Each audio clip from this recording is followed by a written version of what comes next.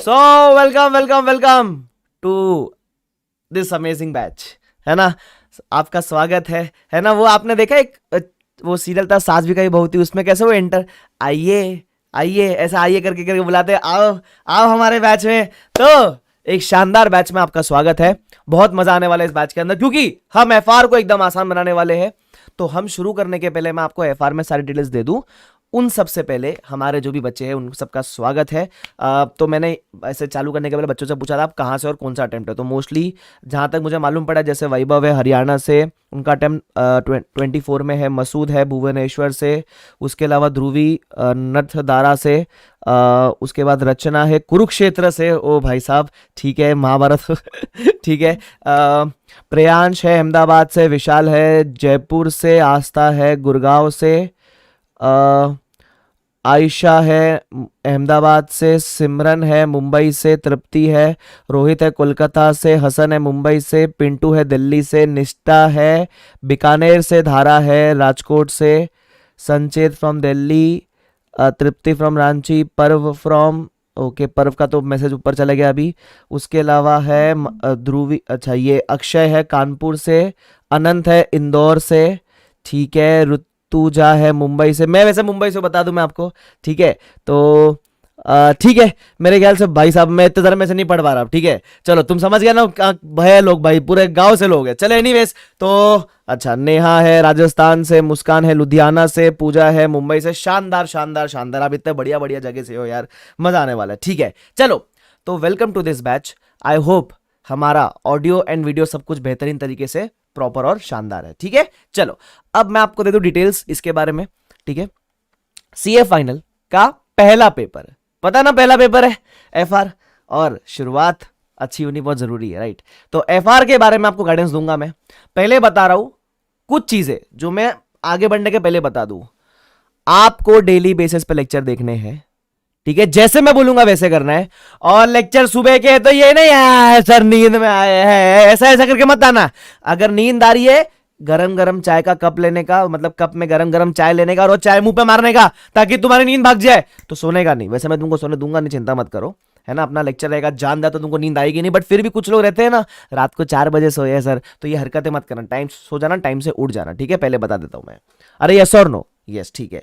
चलो तो अपन, मैं आपको पहले ना शुरू करने के पहले, पहला दिन है ना, तो लेट्स गो स्लो। जैसे होता है ना, अपन जब फर्स्ट टाइम अपने ऐसे गर्लफ्रेंड बॉयफ्रेंड से मिलते हैं, डेट पे जाते हैं, तो पहली बार थोड़ी ना सीधा शुरू हो जाते हैं। पहली बार अपन क्या करते हैं, पहली बार में अपन थोड़ा समझते एक दूसरे को, जानते एक दूसरे को। तो अब एक दूसरे को तो ऑफकोर्स नहीं जानेंगे, लेकिन जो सब्जेक्ट से प्यार करने आए हैं उस सब्जेक्ट के बारे में जानना बड़ा जरूरी है, ठीक है। तो आपको मैं सब्जेक्ट के बारे में इंफॉर्मेशन देता हूं। Let's go slow for the first day, ठीक है, ताकि वो कोई भी चीज को अनकंफर्टेबल ना फील हो। और बाद में आपको जहां भी दिक्कत लगे आप मेरे से चीजें पूछ सकते हो, उसकी चिंता आपको करने की जरूरत नहीं है। I hope this is clear to everyone. Yes, चलो ठीक है, तो लेट्स स्टार्ट। चलो लेट्स स्टार्ट। सबसे पहला सीए फाइनल ग्रुप 1 का, ग्रुप 1 में आता है CA final financial reporting paper 1। अच्छा, इसका नाम फाइनेंशियल रिपोर्टिंग क्यों है, अकाउंट्स क्यों नहीं है ना। वो सब की बातें अपन बाद में करेंगे, लेकिन पहले समझ लेते हैं सब्जेक्ट में अपने को टारगेट कितना करना है, क्या करना है, कैसे करना है, ठीक है। आ जाओ। तो सबसे पहले टारगेट मार्क्स आप सब मुझे चैट बॉक्स में लिख के बताओगे कितने चाहिए एफआर में, कितने। चलो मांगो, आज आज आज तुमको भगवान बोलेगा, ठीक है, ऊपर से भगवान देख रहे हैं, ठीक है, भगवान ने बोला मांगो जितना मांगना है। चलो मांगो, कितना चाहिए एफआर में, what is your target marks. मतलब होता है ना एक एम्बिशन होता है कि चलो एफआर तो प्रैक्टिकल है, स्कोरिंग होगा, तो कितना टारगेट करना चाहिए, ठीक है, बताओ। आप जो बोलेंगे उतना टारगेट करूंगा, इतना बताओ।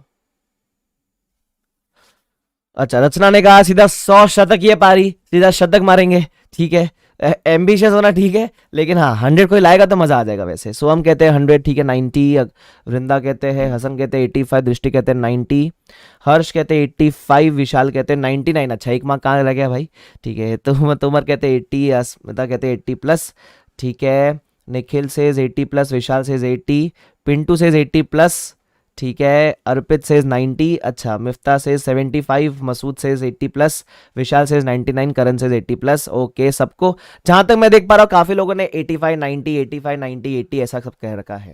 मैं बता दूं, मुझे यही आपसे आंसर चाहिए था। अगर आप मुझे बोलते ना सर 60 चाहिए, 65 चाहिए, 40 चाहिए, 40 लाने के लिए आपको मेरी जरूरत नहीं है, ठीक है। और एफआर में अगर 40 ला रहे हो तो फिर सीए फाइनल पहले अटेम्प्ट में ग्रुप 1 को कौन पास कराएगा, पूरे सीए फाइनल को कौन पास कराएगा, रैंक कैसे आएगी तुम्हारी यार। रैंक तो एम्बिशियस हम एम करेंगे ना, राइट। तो उस केस में अगर आपको एफआर में टारगेट करना है, बेर मिनिमम मिनिमम से मिनिमम आपका target should not go below 80, minimum 80, 85, 90। अगर आप ये टारगेट करने वाले हो ना तो आप एकदम सही जगह पे आए हो। ठीक है, आपको पहले बता देता हूं मैं। सर आते हैं क्या इतने, ये तो बोल दिया आपने, आते हैं क्या? अरे क्यों नहीं आते भाई, क्यों नहीं आते? ऐसा कौन सा इसमें रॉकेट साइंस है जो किसी को समझेगा नहीं? आते हैं भाई। 80, 85, 90 ये हमारा टारगेट होना चाहिए बेर मिनिमम। ठीक है, तो है ना, सबसे पहले अच्छा प्रवचन चालू है नहीं बाबा का, तो बुक लेके बैठना और लिखना अपने पहले पेज पे टारगेट कि मैं कितना टारगेट कर रहा हूं या कर रही हूं एफआर के अंदर। ठीक है, ये बात ध्यान रखना। उसके अलावा अच्छा मुझे ये बताओ, अब देखो लेक्चर है इंटरेक्टिव। ठीक है, मैं सवाल पूछूंगा और है ना, आप मुझे पता नहीं आप इतने अच्छे कैसे हो। जनरली है ना स्टूडेंट्स लोग है ना पहले पहले दिन पे रिप्लाई नहीं करते हैं। आप लोग इतने अच्छे हो कि मैं आप मुझे बताने की जरूरत नहीं पड़ रही कि रिप्लाई करना चाहिए। आप लोग इतने अच्छे से एकदम तमीज से रिप्लाई कर रहे हो, तो you are good bunch of students. तो लेट्स मेंटेन दैट, है ना। तो अब मुझे ये बताओ, आप में से किसी की इंटर में रैंक थी क्या? है ना, तो इंटर में किसी की रैंक थी क्या? बताओ, इंटर में रैंक थी? यस है तो वाई करके लिखना, और कौन सी रैंक थी बताना, नहीं है तो नो करके बताना। ठीक है, जल्दी से बताओ, इंटर में कोई है क्या इधर? होशियार चंद रैंकर, चलो आप तब तक जवाब दो, तब तक मैं ऐसा कह दूं मेरी कोई रैंक नहीं थी। ठीक है, मेरी कोई रैंक नहीं थी। हंसता है कुरैशी, बोलता है मेरे अपने कोई रैंक वैंक नहीं है। साद बोलते हैं अपने कोई रैंक नहीं है, हड़ा हड़ा हरस को। चलो भूपेंद्र कहते हैं नहीं, महेश्वरी ध्रुवी कहते हैं नहीं। चलो ठीक है, मतलब रैंक नहीं थी ना, मैं जानता हूं ऑलमोस्ट सबकी नहीं होगी और मेरी भी नहीं थी। ठीक है, मेरी भी नहीं थी, लेकिन मैं आपको एक बात बोलता हूं, आज है ना सबके मन में कहीं ना कहीं जब पहला अटेम्प्ट दे रहा होता है ना, जिसका अटेम्प्ट 1 साल के बाद है, जैसे जो भी आपका अटेम्प्ट है ना, अटेम्प्ट लंबे समय के बाद होगा आपका, 1 साल, 6 महीना, 8 महीना, जितना भी समय आपके पास है। अब आप एक मन में एक आशा लेकर बैठना, सर रैंक लाएंगे, रैंक लाएंगे, एक है ना उम्मीद लेकर बैठना। ठीक है, दिल से देखो, हर कोई है ना जो भले ही कैसा भी हो, अंदर ही अंदर लगता तो है सर एक बार रैंक आए तो अच्छा लगेगा, लाएंगे। अरे भाई उम्मीद रखने में क्या है, when you aim for the sky, अगर गिरे तो भी 7वें माले की बिल्डिंग पे गिरोगे ना। तो समझ रहे हो, रैंक एम करे तो नहीं आया तो भी एग्जामिशन पे गिरेंगे ना, नीचे तो नहीं गिरेंगे ना उसके। तुम समझ रहे हो क्या?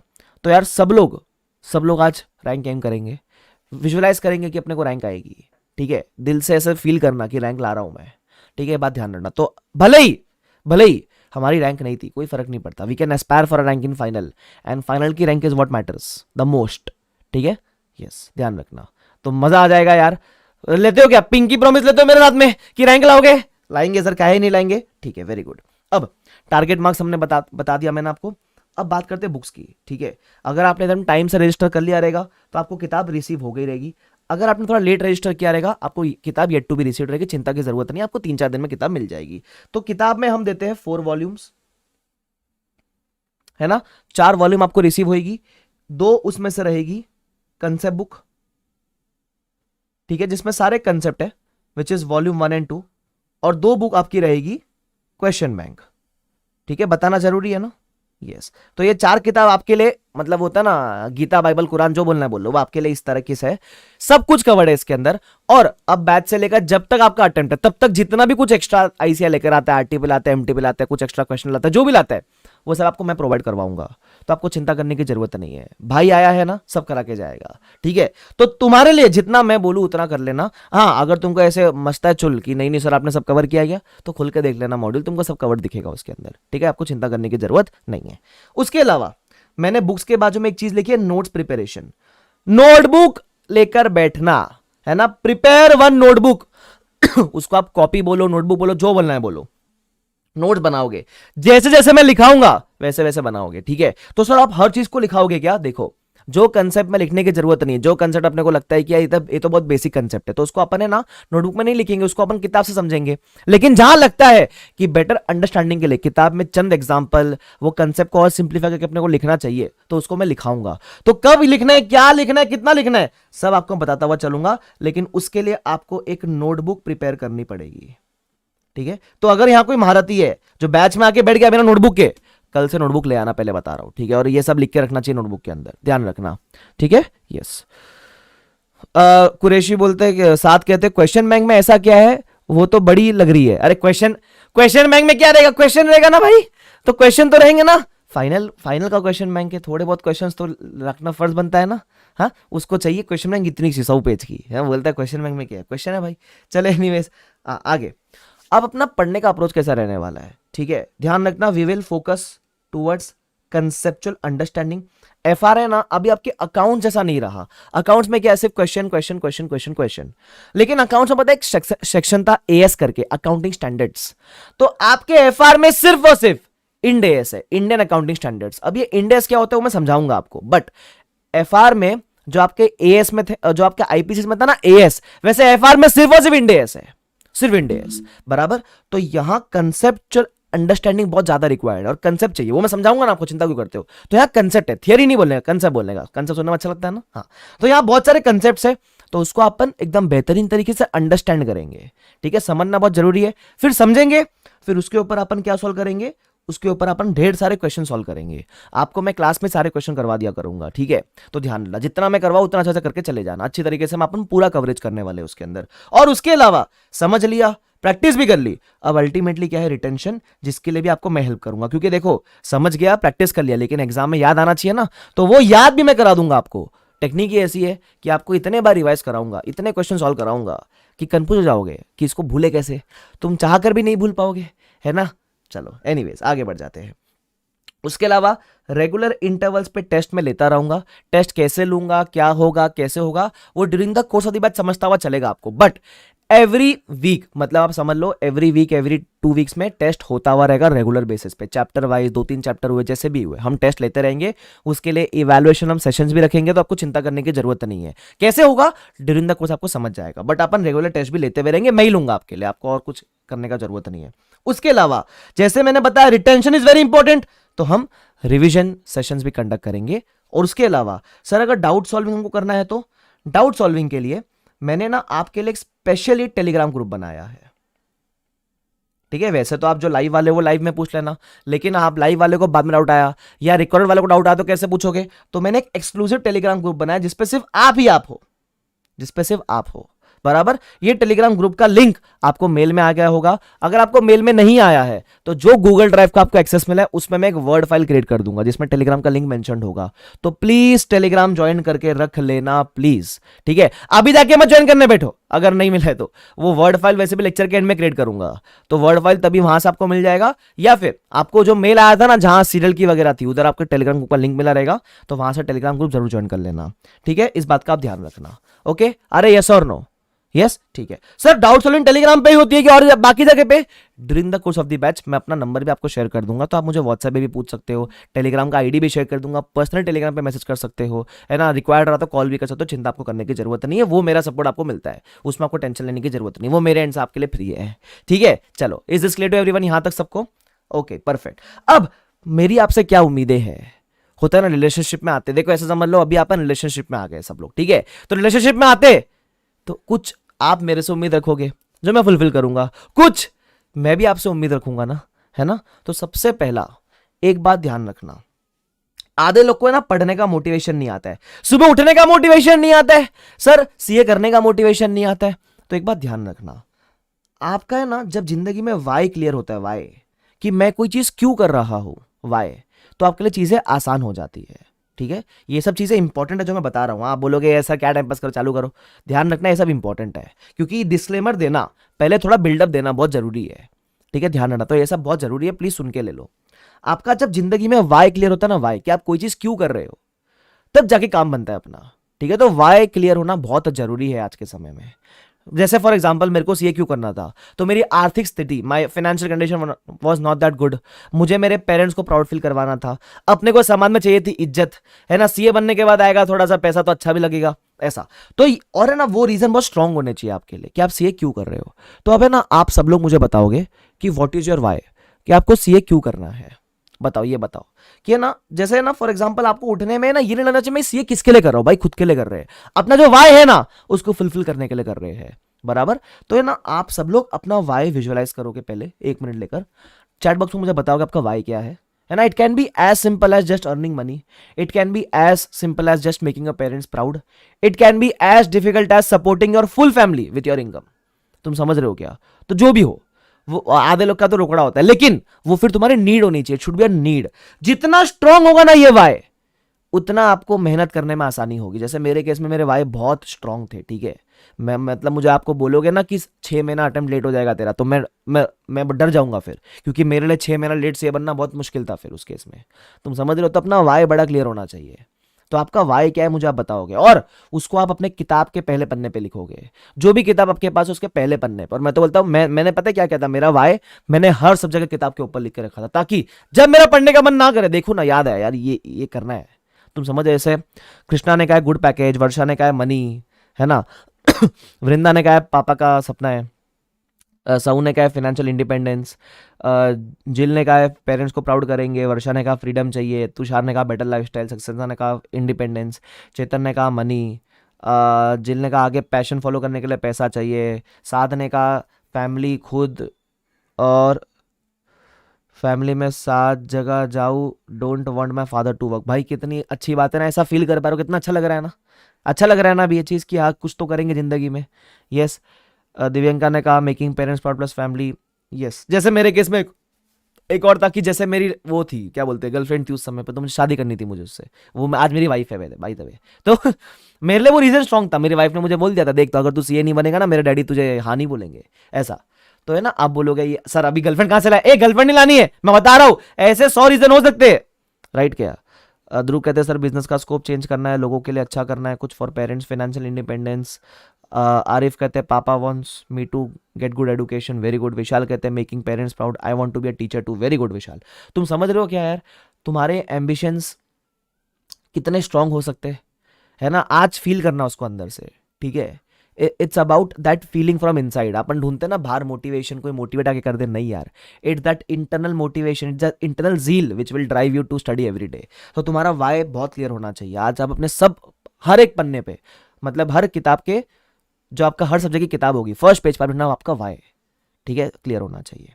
तो आई गेस आपको ये चीज़ फील होती है, वो रोज फील करना, ठीक है। उसके अलावा सेकंड पॉइंट ये डिस्कस कर लिया। सेकंड, भरोसा रखना मेरे ऊपर। जब मैं कुछ बोलूँ ना कि इतना कर लो, ये कर लो, रिवीजन कर लो, तो मेरी बात मानना। देखो रिलेशनशिप में क्या होता है, जैसे मैं रिलेशनशिप के बड़े एग्जांपल देता हूँ, तो समझ के लेना वो चीज़। तो रिलेशनशिप में क्या होता है, ट्रस्ट नहीं हो, प्यार कितना भी हो, लेकिन भरोसा नहीं होता तो काम नहीं चलता है। तो आपको भरोसा करना पड़ेगा मेरे ऊपर।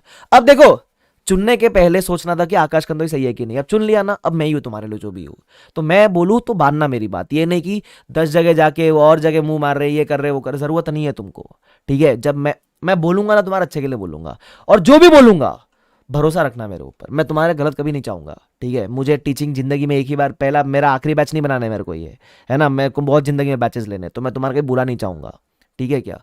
तो भरोसा रखना मेरे ऊपर, ट्रस्ट मी, है ना, ट्रस्ट करोगे ना मेरे ऊपर। चलो एनीवेज ध्रुव कहता गर्लफ्रेंड वाला रह गया था फैक्टर, थैंक्स फॉर रिमाइंडिंग। ए क्या रे, चलो एनीवेज, चलो ठीक है। तो भरोसा रखना मेरे ऊपर, ओके, ट्रस्ट मी। उसके अलावा दिस इज एफआर। सर ये क्या रेसेंस बनने का मतलब पड़ा आपका, मतलब भाई एफआर है तो राइट एंड प्रैक्टिस करना। ये तुम्हारा थियरी नहीं है जो तुम देख कर करके याद कर रहे हो, उसको लिख कर प्रैक्टिस चाहिए। इसकी कहाँ कहाँ लिखना है, क्या क्या लिखना है, वो सब बताऊंगा मैं, लेकिन जब क्वेश्चंस प्रैक्टिस करोगे तो लिख कर प्रैक्टिस करना, है ना।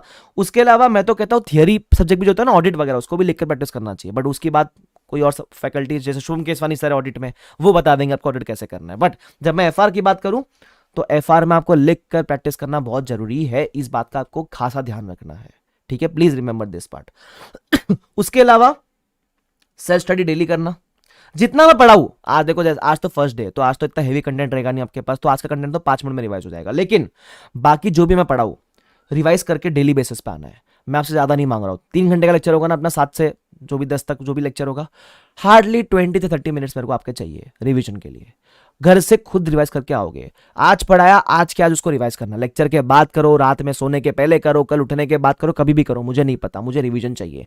अगर आपने रिवाइज नहीं किया, मैं अगले दिन क्लास में एंट्री दूंगा ही नहीं। आप बोलोगे सर तो ऑनलाइन बैच है, आप कैसे एंट्री नहीं दोगे, ब्लॉक कर दूंगा।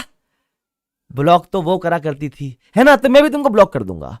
अगर रिवाइज करके नहीं आए हो, मैं सीधा ब्लॉक कर दूंगा, ठीक है। तुम अगले दिन आ ही नहीं पाओगे।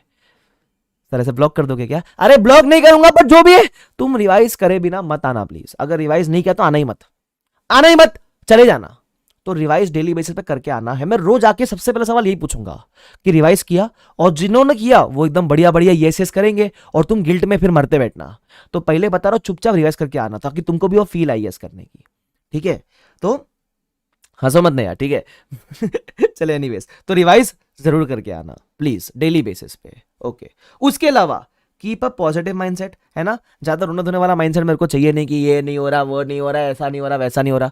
Keep a positive mindset that FR is easy. आपको आपके शायद सीनियर ने बताया रहेगा एफआर बल्कि है, एफआर ऐसा है, एफआर तो बहुत लंबे घंटा चलता है, एफआर तो 6-6 महीना चलता है। कुछ नहीं चलता है 6 महीना भाई, ठीक है? पहले बता रहा हूँ, एफआर टाइम से कंप्लीट भी हो जाएगा आपका। Just keep a positive mindset. कोई प्री नोशन मत लेकर आना मेरे पास में कि एफआर तो डिफिकल्ट लग रहा है, एफआर तो थियोरी वाला है, एफआर तो ऐसा कुछ नहीं है। एफआर सिंपल है, एफआर स्कोरिंग है। हमारा टारगेट है मिनिमम 80, 85, 90 हम लाएंगे, खत्म कहानी। कीप अ पॉजिटिव माइंडसेट, है ना? तो आप जब पॉजिटिव सोचोगे, जो सोचते हो वो हो जाता है। तो पॉजिटिव सोचना, तो पॉजिटिव होगा आपके साथ, ठीक है? ध्यान रखना। चलो चलो एनीवेज आगे बढ़ जाते हैं। फिर आता है हार्डवर्क। जैसे मैंने कहा डेली रिवाइज करना, क्लास में डेली आ जाना, तो उसके लिए मेहनत लगती है, ठीक है? सुबह उठने में लगती है मेहनत, तुमको भी लगती है, मुझे भी लगती है। मैं I am not a morning person, उठ के आ रहा हूं ना, मेहनत लगती है ना? तो तुमको मेहनत करनी पड़ेगी। तो मेहनत हर तरीके से करना, कभी मेहनत से कतराना मत, ठीक है? Hard work is important. Same applies with discipline. Daily base पे मतलब लेक्चर देखने यार तुमको। एक दिन लेक्चर देख के होशियारी मत मानना कि आज तो मेरा अरे हाँ हाँ मिरेकल मिरेकल मिरेकल चिल्ला के बोलेंगे, अरे आज तो लेक्चर बैठ लिया सुबह सुबह। ऐसा एक दिन करने से नहीं होगा। ये मिरेकल तब होगा जब आप डेली बेसिस पे डिसिप्लिन से रोज तमीज से 7 बजे आके बैठोगे। अगर आप रिकॉर्डेड देख रहे हो तो रोज रिकॉर्डिंग टाइम से चलाओगे। ऐसा नहीं कि एक दिन देखा फिर बोले अरे हाँ हाँ मिरेकल, फिर बोले 10 दिन पढ़ ही नहीं रहे। वैसा नहीं होना चाहिए भाई साहब। तो मैंने हार्डवर्क और डिसिप्लिन से क्या होगा, आपका डेली लेक्चर अटेंड करोगे और डेली रिवाइज करोगे, जो मैंने आपको ऑलरेडी ऊपर बता दिया, ठीक है? ध्यान रखना। उसके अलावा कंसिस्टेंसी चाहिए। जैसे मैंने बताया हार्डवर्क डिसिप्लिन एक दिन मत लगाना, डेली बेस पे आपके सीए बनने तक रोज लगाना है आपको, क्योंकि इससे आपकी लाइफ सुधरने वाली, किसी और की लाइफ सुधरने वाली नहीं है। Hard work discipline daily attendance consistency ये सब कंसिस्टेंटली करना आप, ठीक है? बस। उसके अलावा टेंशन लेना मत, ठीक है? टेंशन लेने का नहीं, टेंशन देने का, और मुझे देना भी मत, ठीक है? तो टेंशन लेने की जरूरत आपको नहीं है। भाई है ना, भाई तुम्हारा भाई हूं मैं, ठीक है? छोटा भाई बड़ा भाई जो बोलना है बोल लो। भाई आया है, सब करा के जाएगा। सलमान भाई की बात नहीं कर रहे, सलमान भाई नहीं है इधर। तो भाई आया है, सब करा के जाएगा ना, तो मैं सब करा दूंगा आपको, ठीक है? भरोसा है भाई पे? तुमको भाई पे भरोसा है, मुझे भगवान पे भरोसा है, ठीक है? सब हो जाएगा। चलो एनीवेज, तो ये सब बातें प्लीज ध्यान रखना, वाई क्लियर रखना, ठीक है? ध्यान रखना, ये क्लियर होगा ना ऑटोमेटिकली ये सारी चीजें सही हो जाएगी। अब मुझे बताओ, क्या आपको मेरी बातें यहां तक समझ आ रही है क्या? जल्दी से बताओ, यस और नो, फटाफट से, और है ना? टाइप करने में पूरा मेहनत मत करो। वाई लिखोगे तो भी चलेगा, वाई का मतलब यस, एन का मतलब नो, है ना? YES no. चलो, तो तुमको यहां तक समझ आया मैंने क्या बोला? यस और नो। यस नया कहती है यस AK ब्रो, परफेक्ट, पक्का समझ आएगा तुमको। और अरे भाई टेंशन मत लो, ठीक है? पहले 1-2 दिन आपको लगेगा मेरी टीचिंग से यूज टू होने में, होता है ना आइस ब्रेकिंग, तो आइस ब्रेकिंग हो जाएगी 1-2 दिन में, फिर आप ज्यादा ही कंफर्टेबल हो जाओगे मेरे से। फिर तो बैच में जो मजा आएगा, मैं सच्ची बोल रहा हूँ, तुमको बैच में जो मजा आएगा ना, तुम तरसोगे सुबह 7 बजने के लिए, इतना तुमको मजा कराऊंगा मैं, और साथ में पढ़ाई भी कराऊंगा अच्छे तरीके से। परफेक्ट है महक, भूपेंद्र, ध्रुवी, गंगा सही है, पिंटू सही है, दिव्या सही है, निशिका सही है, अभिषेक। देखो एक लेटर लिखने में आसान लगता है ना, यस वैसे लिखेंगे। चलो बहुत ही बढ़िया, शानदार, जानदार, मजेदार हो गया, ठीक है? चलो अब काफी बातें कर ली हमने किसके बारे में, कैसे करना है, क्या करना है, हमको क्या एक्सपेक्टेड है आपसे, मुझे, ठीक है? ये सब चीजों की बात कर ली। अब बात करते हैं इस सब्जेक्ट की, फाइनेंशियल रिपोर्टिंग, है ना? ध्यान रखना, अब इसका नाम अकाउंट्स नहीं है। आप देखना 11th-12th में अपन बुक कीपिंग पढ़ते थे, है ना? फिर CPT IPCC में अपन अकाउंट्स पढ़ते, अकाउंट्स नाम से ज्यादा फेमस था ना, है ना? अकाउंट्स, अकाउंटिंग, एडवांस अकाउंट्स, वैसा। अब फाइनल में आके इसका नाम हो गया फाइनेंशियल रिपोर्टिंग। तो अब ये नाम अकाउंटिंग से रिपोर्टिंग कैसे हो गया? क्योंकि जब आप फाइनल में आते हो ना, तो आप इंड एस पढ़ रहे हो, स्टैंडर्ड्स आपको अकाउंटिंग नहीं सिखाता है। वो बोलता है कि आपको अकाउंटिंग तो आती है, डेबिट क्रेडिट, बैलेंस शीट कैसे बनता है, प्रॉफिट लॉस कैसे बनता है, वो आपको आता है। यहां इस चीज को प्रेजेंट कैसे करना है, इन चीजों में क्या चीजें प्रेजेंटेड होनी चाहिए, क्या चीजें रिपोर्टेड होनी चाहिए, वो आपको सिखाता है। इसलिए इसका नाम है फाइनेंशियल रिपोर्टिंग। आपने बुक्स मेंटेन कर ली, आपने अकाउंट्स बना लिए, अब इन सबको रिपोर्ट कैसे करेंगे, किसको रिपोर्ट करेंगे, किस तरीके से रिपोर्ट करेंगे, किस फॉर्मेट में रिपोर्ट करेंगे, वो सिखाता है फाइनल। इसलिए इसका नाम है फाइनेंशियल रिपोर्टिंग। इसलिए इसका नाम अकाउंटिंग नहीं रहा। ये आपको वो नहीं बोलेगा आप चलो वो निकाल के डेबिट मार के दिखाओ, क्रेडिट मार के, ऑफकोर्स अपन वो सब करेंगे, but by default it is presume कि अपन वो किए ना, बचपन से करते आ रहे हैं ना। आज हम रिपोर्टिंग सीखेंगे ये सब चीजों की, ध्यान रखना, ठीक है। और लिखना स्टार्ट कर देना। यस, प्रियांश ने पूछा लिखे क्या, लिखना स्टार्ट करना है, ठीक है। तो फाइनेंशियल रिपोर्टिंग नाम कैसे पड़ा आपको मैंने थोड़ा आइडिया दिया, आपको कोई पूछने नहीं वाला एग्जाम में, ठीक है, बट थोड़ा ज्ञान होना चाहिए अपने को। उसके अलावा सर सिलेबस में क्या रहने वाला है, तो आपके एफ आर, अब इसको शॉर्ट फॉर्म में मैं एफ आर बोलूंगा, ठीक है, एफ आर, और मैं ऐसे हैशटैग बोलता हूं एफ आर विथ एके आपको ऊपर लिखा हुआ भी दिखेगा इधर, एफ आर विथ एके, इसका मतलब फाइनेंशियल रिपोर्टिंग ओनली विथ एके, एके मतलब आकाश कंदोई। अच्छा आपने सर आपने बारे में बताया नहीं, मेरे बारे में क्या करोगे जान के, मेरे बारे में पूरे बैच में आपको बताऊंगा मैं अच्छे तरीके से, ठीक है। तो अभी जान लो, my name is CA Aakash Kandoi, CA बोला है तो मैं सीए हूं, and I teach the subject of financial reporting for more than 4.5 years, ठीक है। तो आपको चिंता करने की जरूरत नहीं, जो भी पढ़ाऊंगा अच्छा पढ़ाऊंगा। चलो, तो ये एफ आर इसको शॉर्ट फॉर्म में बोलेंगे, और एफ आर विथ एक, ऐसा ध्यान रखना। चलो, अब इसका सिलेबस में क्या है, 35 इंडेसेस है, जानना जरूरी है अपने सिलेबस में क्या क्या है। So there are 35 Ind ASes approximately till now, और 3 से 4 है आपके मिसेलेनियस टॉपिक्स, ठीक है। 3 से 4 आपके लिए क्या है, मिसेलेनियस टॉपिक्स है। तो वो 3-4 टॉपिक्स तो मिसेलेनियस है। सर पहले 35 इंडेस के बारे में बताओ, ठीक है। तो अपन पहले डिस्कस करते हैं what about this 35 indices.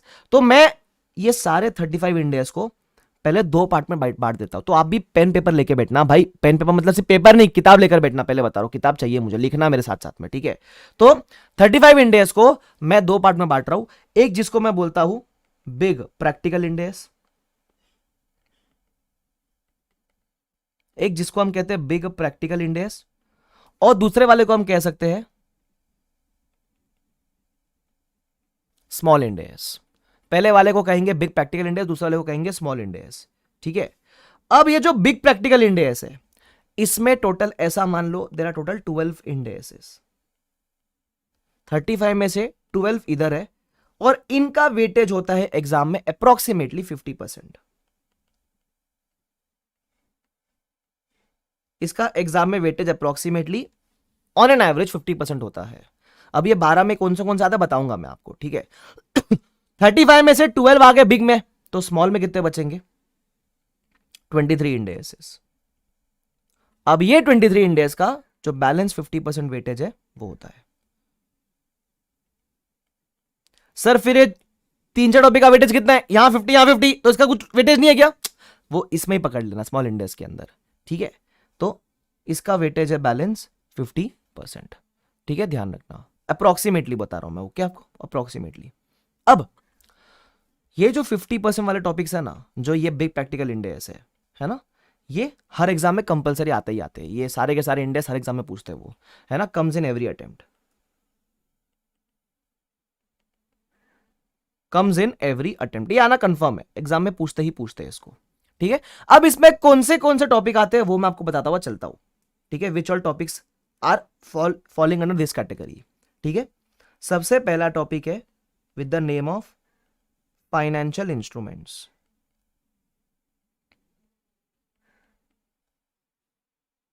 First topic is in the name of financial instruments. इस टॉपिक में total 3 Ind ASes are covered, that is Ind AS 32, Ind AS 107 and Ind AS 109, ये 3 इंडेस कवर्ड है। अच्छा एक और चीज, काफी लोग बोलेंगे सर हमको तो चैप्टर के नाम और इंडेस का नंबर आते ही नहीं। अरे तुमको किसी ने सिखाया गया, तुमको सिर्फ लिखने बोल रहा हूं मैं, you are not expected to know this prior. और आपको भी रट्टा नहीं मारना है कि फाइनेंशियल इंस्ट्रूमेंट 32 ऐसा रट्टा मत मारना बैठ के, मैंने रट्टा मारने बोला नहीं। जब ये टॉपिक वगैरह पढ़ने जाओगे ना, मेरी गारंटी है जब जैसे बैच प्रोग्रेस होगा, जितने भी टॉपिक्स हम पढ़ेंगे आपको सबके नाम नंबर अलोंग विद कंटेंट सब याद रहेगा। तो आपको भी रट्टा मारने की जरूरत नहीं है, ठीक है। जब इसे लिखा रहा हो तो लिख के ले लो, डोंट फील अनकंफर्टेबल कि सर मेरे को तो आता ही नहीं। अरे किसी को नहीं आता है, सिर्फ लिख रहे हैं हम अभी, ठीक है, चिंता मत करना, ओके। तो first topic is financial instruments, जिसमें 3 इंडेस कवर्ड रहेंगे, इंडेस 32, इंडेस 107 और इंडेस 109, ठीक है। चलो उसके बाद आता है सेकंड टॉपिक, जिसको हम प्यार से बोलते हैं बिजनेस कॉम्बिनेशन। इसको शॉर्ट फॉर्म में आप बीसी भी बोल सकते हो, बीसी, बिजनेस कॉम्बिनेशन। एक काम, तुम बीसी मत लिखो, तुम खीकी कुकू करोगे, फिर तुम बिजनेस कॉम्बिनेशन लिखो, नहीं, बीसी मत लिखो तुम, ठीक है, तुम फालतू चैट बॉक्स में शुरू हो जाओगे, तो बीसी क्या है, ये होता है ना बच्चे लोग स्कूल में जब पढ़ते हैं नया टॉपिक तक कैसे कुछ भी मतलब निकालते, तुम बिजनेस कॉम्बिनेशन लिखो, ठीक है, बिजनेस कॉम्बिनेशन। इसके अंदर कवर्ड है एक इंडेस, दैट इज इंडेस, हंसो मत तुम लोग, ठीक है, इंडेस 103 कवर्ड है इसके अंदर, ठीक है। उसके बाद the third topic is consolidated, consolidated financial statements, consolidated financial statements, जिसको आप प्यार से बोलते हैं सीएफएस, सीएफएस बराबर, जिसको अपन प्यार से क्या बोलते हैं, सीएफएस। सर बीसी भी ठीक ही है, तुम जो बोलो लिखो चुपचाप, बीसी भी ठीक ही है, हाय बड़े। सीएफएस के अंदर total there will be how many Ind AS, देख लो इंडेस, सीएफएस की बात करो 27 आता है, उसके अंदर 110 आता है, 111 आता है, 27 आता है, सॉरी 27 तो अपन लिख चुके हैं, सॉरी 111 आता है, 112 आता है और 28 आता है। मतलब एक टॉपिक में कितने index covered, 1 2 3 4 5 indexes covered. Sir ये तो बहुत इंपॉर्टेंट वाला टॉपिक होगा। अरे don't come to any conclusion, it is very simple, everything is very simple, just keep on writing. तो सीएफएस में टोटल 5 इंडेक्स कवर्ड होते हैं। इसका मतलब जब मैं कहता हूं ना देयर आर 12 इंडेक्सेस, तो 12 इंडेक्स का मतलब 12 चैप्टर्स नहीं है। क्यों? क्योंकि देखो फर्स्ट चैप्टर में 3 topic already, 3 index already covered हो गए, थर्ड वाले में 5 इंडेक्स कवर्ड हो गए, ऐसा ध्यान रखना। तो 12 index doesn't mean 12 topics, it means किसी टॉपिक में मल्टीपल इंडेक्स भी हो सकते हैं, ध्यान रखना, ठीक है। चलो, तो फाइनेंशियल इंस्ट्रूमेंट्स लिखा, बिजनेस कॉम्बिनेशन लिखा, सीएफएस लिखा, है ना। उसके बाद fourth topic is share based payment, share based payment. पता है आपके बचपन में होता था ईसॉप, अरे बचपन में देखा था, लॉलीपॉप खाता था, छोटी चड्डी पहनता था, बड़ी शरारत करता था, वो ईसॉप जो एग्जाम में आता था तो हम खुश होते थे कि अरे ये तो इजी है, यही तो करके गए हैं, यही तो पूछना चाहिए था, वैसा। तो उस ईसॉप का यहां नाम है शेयर बेस्ड पेमेंट, ठीक है। इसके ऊपर एक इंडेक्स है, इसको प्यार से बोलते हैं इंडेक्स 102, इसको बोलते हैं प्यार से इंडेक्स 102, ठीक है। उसके बाद है अगला topic, that is index 115, it is based on revenue, जब कोई भी कंपनी रेवेन्यू कमाती है तो वो कैसे उसको बुक करेगी। और the next point is index 116, that is लीजेस, जो आपके एएस में एएस 19 था, ठीक है, उसमें इंडेक्स में इंडेक्स 116 है। अच्छा मैं आपको बता दूं, मैं कभी कभी ऐसे आईपीसीसी के टॉपिक्स का आपको रेफरेंस दूंगा, बट जब मैं पढ़ाऊंगा ना, मैं आपसे 1% की भी कोई उम्मीद नहीं रखता कि आपको कुछ याद होगा। जब मैं पढ़ाऊंगा तो I will teach assuming that you don't even know FR का एफ, और आपको आईपीसीसी से कुछ नहीं आता है, कुछ नहीं आपने पढ़ा, आईपीसी सीपीटी वगैरह कुछ नहीं पढ़ा है, ठीक है। मैं आपको वैसे समझ के पढ़ाऊंगा, तो आपको चिंता करने की जरूरत नहीं है। बट मैं कभी रेफरेंस दूं, जिसको याद रहेगा उसके लिए अच्छा हो जाएगा, जिसको नहीं रहेगा कोई बात नहीं, थोड़ा नया सीख लेंगे। हाँ, तो अब देखो टोटल कितने इंडेक्स बताए थे मैंने, 12 इंडेक्सेस, 12 इंडेक्स खत्म हो गए। कैसे? पहले टॉपिक में 3 थे, तो 1 2 3 4 5 6 7 8 9 10 11 12 हो गए 12। इसका मतलब 12 इंडेक्स में कितने टॉपिक है? 6 टॉपिक। ये 6 टॉपिक हर एग्जाम में आते हैं, हर बार पूछते ही पूछते, ऑलमोस्ट ऑल द केसेस में। कभी कभी होता है कि एक आध टॉपिक शायद ना पूछे या ऐसा कुछ ना पूछे, बट मैक्सिमम केस में everything is tested in exam, है ना, ये तो आता ही है। तो सर सिर्फ इतना कर ले, हाँ अपना टारगेट 50% मार्क्स है क्या? Do we need to achieve only 50-55 marks? नहीं ना, हमको तो कितना 80-90 चाहिए ना, तो करना सब होता है, लेकिन एक मालूम होना चाहिए ना कि कहाँ से कितना मार्क्स का पूछता है, कहाँ से पक्का पक्का आता है, ऐसा। तो आप ये सब निकाल के मत बैठना कि सर फिर करते ही नहीं, ऐसा नहीं, ठीक है। करना अपने को सब है, सिर्फ बता के रख रहा हूं आपको मैं, ठीक है। Yes,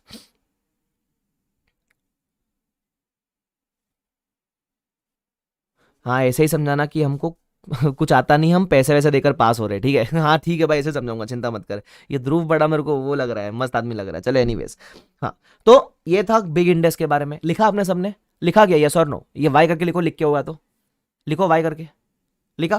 perfect. चलो अब आता है स्मॉल इंडेक्स। स्मॉल इंडेक्स में कितने हैं? 23 इंडेक्स। अब एक एक का नामकरण नहीं करते बैठेंगे, वो जब आएगा तब पढ़ लेंगे। सिर्फ इतना बताना था इसका वेटेज कितना है, बैलेंस 50% है, ठीक है। नामकरण करते बैठना मत अभी उसका, वो ठीक है, उसमें बैलेंस 23 इंडेक्सेस है, वो एज एज हमें नाम आएंगे तो अपन पढ़ लेंगे क्या आता है। उसके लिए मैंने क्या बताया, 3 to 4 there are some miscellaneous topics ना, है ना, there are some miscellaneous topics. तो उसके से नाम लिख के रखो, आपको समझेगा नहीं वो क्या क्या है, बट सिर्फ लिख के रखो, सिर्फ लिख के रखो, ठीक है। सबसे पहला मिसलेनियस टॉपिक्स। अब उसका भी पूरा नामकरण करने का जरूरत नहीं है, बट जो बेसिक बेसिक बता देता हूं। उसमें पहला आता है analysis of financial statements. What is the meaning of analysis of financial statements? FS मतलब फाइनेंशियल स्टेटमेंट्स, ठीक है, तो चाहिए तो फुल फॉर्म लिख सकते हो आप। एफएस मतलब फाइनेंशियल स्टेटमेंट्स, और एक है कंसेप्चुअल फ्रेमवर्क। एक्चुअली ये दो टॉपिक ऐसे हैं जो आपको तब करने होते जब आपका पूरा एफआर पढ़ के होगा हो, क्योंकि इसके अंदर पूरे एफआर का नॉलेज चाहिए, राइट। तो ये तब करना है जब आपका पूरा एफआर एक बार पढ़ के हो जाता है। तो है ना, दो टॉपिक है। उसके अलावा there will be few theory topics, है ना, 2 से 3 there will be theory topics, है ना। वो कौन से रहेंगे, क्या रहेंगे, या जब करेंगे अपन देख लेंगे। उसके अलावा शायद ऐसा भी पॉसिबल है कुछ 3-4 इंडेक्स के लिए, for 3-4 indexes we might need to study difference between AS and Ind AS। सब इंडेक्स के लिए नहीं करना ये, कुछ 3 to 4 इंडेक्स के लिए। वो कौन से होंगे जब वो इंडेक्स आएंगे तब बता दूंगा, बट लिख के रखना जरूरी है इनिशियली। तो कुछ मिसलेनियस टॉपिक्स जो अपने को अलग से पढ़ने, वो है एनालिसिस ऑफ एफएस और फ्रेमवर्क, 2-3 थियरी टॉपिक होंगे, और 3 to 4 ऐसे इंडेक्सेस जिसके बारे में अपने को पढ़ना है difference between as and index. वो कौन से हैं जब आएंगे तब मैं आपको बता दिया करूंगा, आपको चिंता करने की जरूरत नहीं है। और सर ये वाला थियरी में क्या रहेगा? अरे वो एक्चुअली इसमें पता है क्या रहेगा थियरी वाले में, वो technology in accounting, emerging trends in accounting, वो सब टाइम पास रहने वाला है उसके अंदर, ठीक है। तो आपको चिंता करने की जरूरत नहीं है, वो बहुत बहुत बेसिक बेसिक चीज रहेगी। एथिक्स विद अकाउंटिंग, अकाउंटिंग में एथिक्स क्यों होना चाहिए, वैसा वो सब रहेगा। तो वो 2-3 थियरी टॉपिक रहेंगे आपके लिए। तो ये रहते हैं मिसलेनियस टॉपिक्स, कुछ लिख के रखो छोटे से, बस और कुछ नहीं। ये सब लास्ट में करना होता है अपने को, पहले नहीं करना है, ठीक है। लास्ट में मतलब जब अपना एफआर पढ़ के हो जाएगा तब। क्या सब लोग सिलेबस से रूबरू हुए? रूबरू in the sense, are you comfortable with a basic background of the syllabus, कि अपने को बेसिकली पढ़ना सब इंडेस ही है और कोई टॉपिक है ही नहीं इसके अंदर, सब कुछ इंडेस से लिंक्ड है। कोई टॉपिक का नाम भी है तो भी वो इंडेस ही अल्टीमेटली। तो इंडेस पढ़ना है, और लास्ट में जब सारे इंडेस पढ़ लेंगे तो इसके इंटरलिंकेज से अपने को 3-4 टॉपिक पढ़ने मिसलेनियस वाले, दैट्स इट, और कुछ नहीं है। यस सर न्यू सिलेबस में भी सेम रहेगा क्या? भैया न्यू सिलेबस ही है ये तो एफआर में कुछ ज़्यादा चेंज नहीं है। तो this is the new syllabus only, जो आपको बता रहा हूँ मैं आपको पुराना वाला कुछ नहीं पढ़ा रहा हूँ। Everything is new. Is this clear to everyone? Yes. चलो, इज दिस क्लियर क्या? अरे यस और नो? यस, परफेक्ट, बहुत ही शानदार, जानदार, मजेदार। अच्छा, one more thing, when I am saying ना that you need to write, तो लिखना। कोई भी अगर शाना बना कि मैं तो नहीं लिखूंगा सर, तो ये बोर्ड नोट डालेंगे ना तो मैं जेरोक्स ले लूंगा, I will not maintain notes, exam में क्या जेरोक्स चिपका क्या होगे क्या? लिखने का आदत डालो। You will have to maintain your own copy, वरना मैं नोट्स डालने छोड़ दूंगा। मैं वैसे गूगल ड्राइव पे नोट्स अपलोड करूंगा, लेकिन that notes only should be for reference purpose, कि चलो मेरे क्लास में कुछ मिस आउट हो गया था तो मैं घर पे बैठ के कॉपी कर लूंगा। मैं पहले ही बता रहा हूं, कोई शान पट्टी मत करना। समय है, प्लीज लिखो। अभी तुम्हारे पास समय है, होगा, अभी लिख सकते हो। अगर समय का कंस्ट्रेंट है तो समझ में आता है, अभी कोई समय का कंस्ट्रेंट नहीं है तुम्हारे पास, you have the time. Please write, please write on your own, ध्यान रखना प्लीज, पहले बता रहा हूं, ओके। कोई शायरा नहीं बनेगा, स्क्रीनशॉट ले लेंगे, गैलरी में सेव करेंगे। गैलरी में आज तक तुमको कुछ मिला है क्या जिंदगी में? हाँ, तुम्हारे फालतू चीजों के अलावा। तो प्लीज वो टाइम पास मत करना, लिखना बैठ के। लिखो, लिख के हो गया ये सब? लिखा ना ये? ओके कूल, चलो आगे बढ़ सकते हैं। अब अपन ने सिलेबस वगैरह समझ लिया, अब अपन थोड़ा चालू करते हैं इंडेक्स के बारे में पढ़ना, है ना। बहुत ज्ञान दे दिया सर आपने, बहुत सिलेबस बता दिया, अब पढ़ाओ इंडेक्स के बारे में। लिखना, ठीक है, पहले बता रहा हूँ लिखना, हाँ ध्यान रखना। चलो, किसने लिखा है whether our video is showing? नहीं, मुझे आप नहीं दिख रहे भाई, और नहीं नहीं दिखोगे बेटर ये ठीक है, चलो नहीं नहीं मुझे आप नहीं दिख रहे, मुझे आपके से चैट दिखते हैं, ठीक है। चलो आगे बढ़ते हैं। दूसरों के मैसेज हमको शो नहीं होते क्या? कल से आपको सबके मैसेज दिखने शुरू हो जाएंगे, ठीक है, डोंट वरी। नहीं, चलो तो लिखते हैं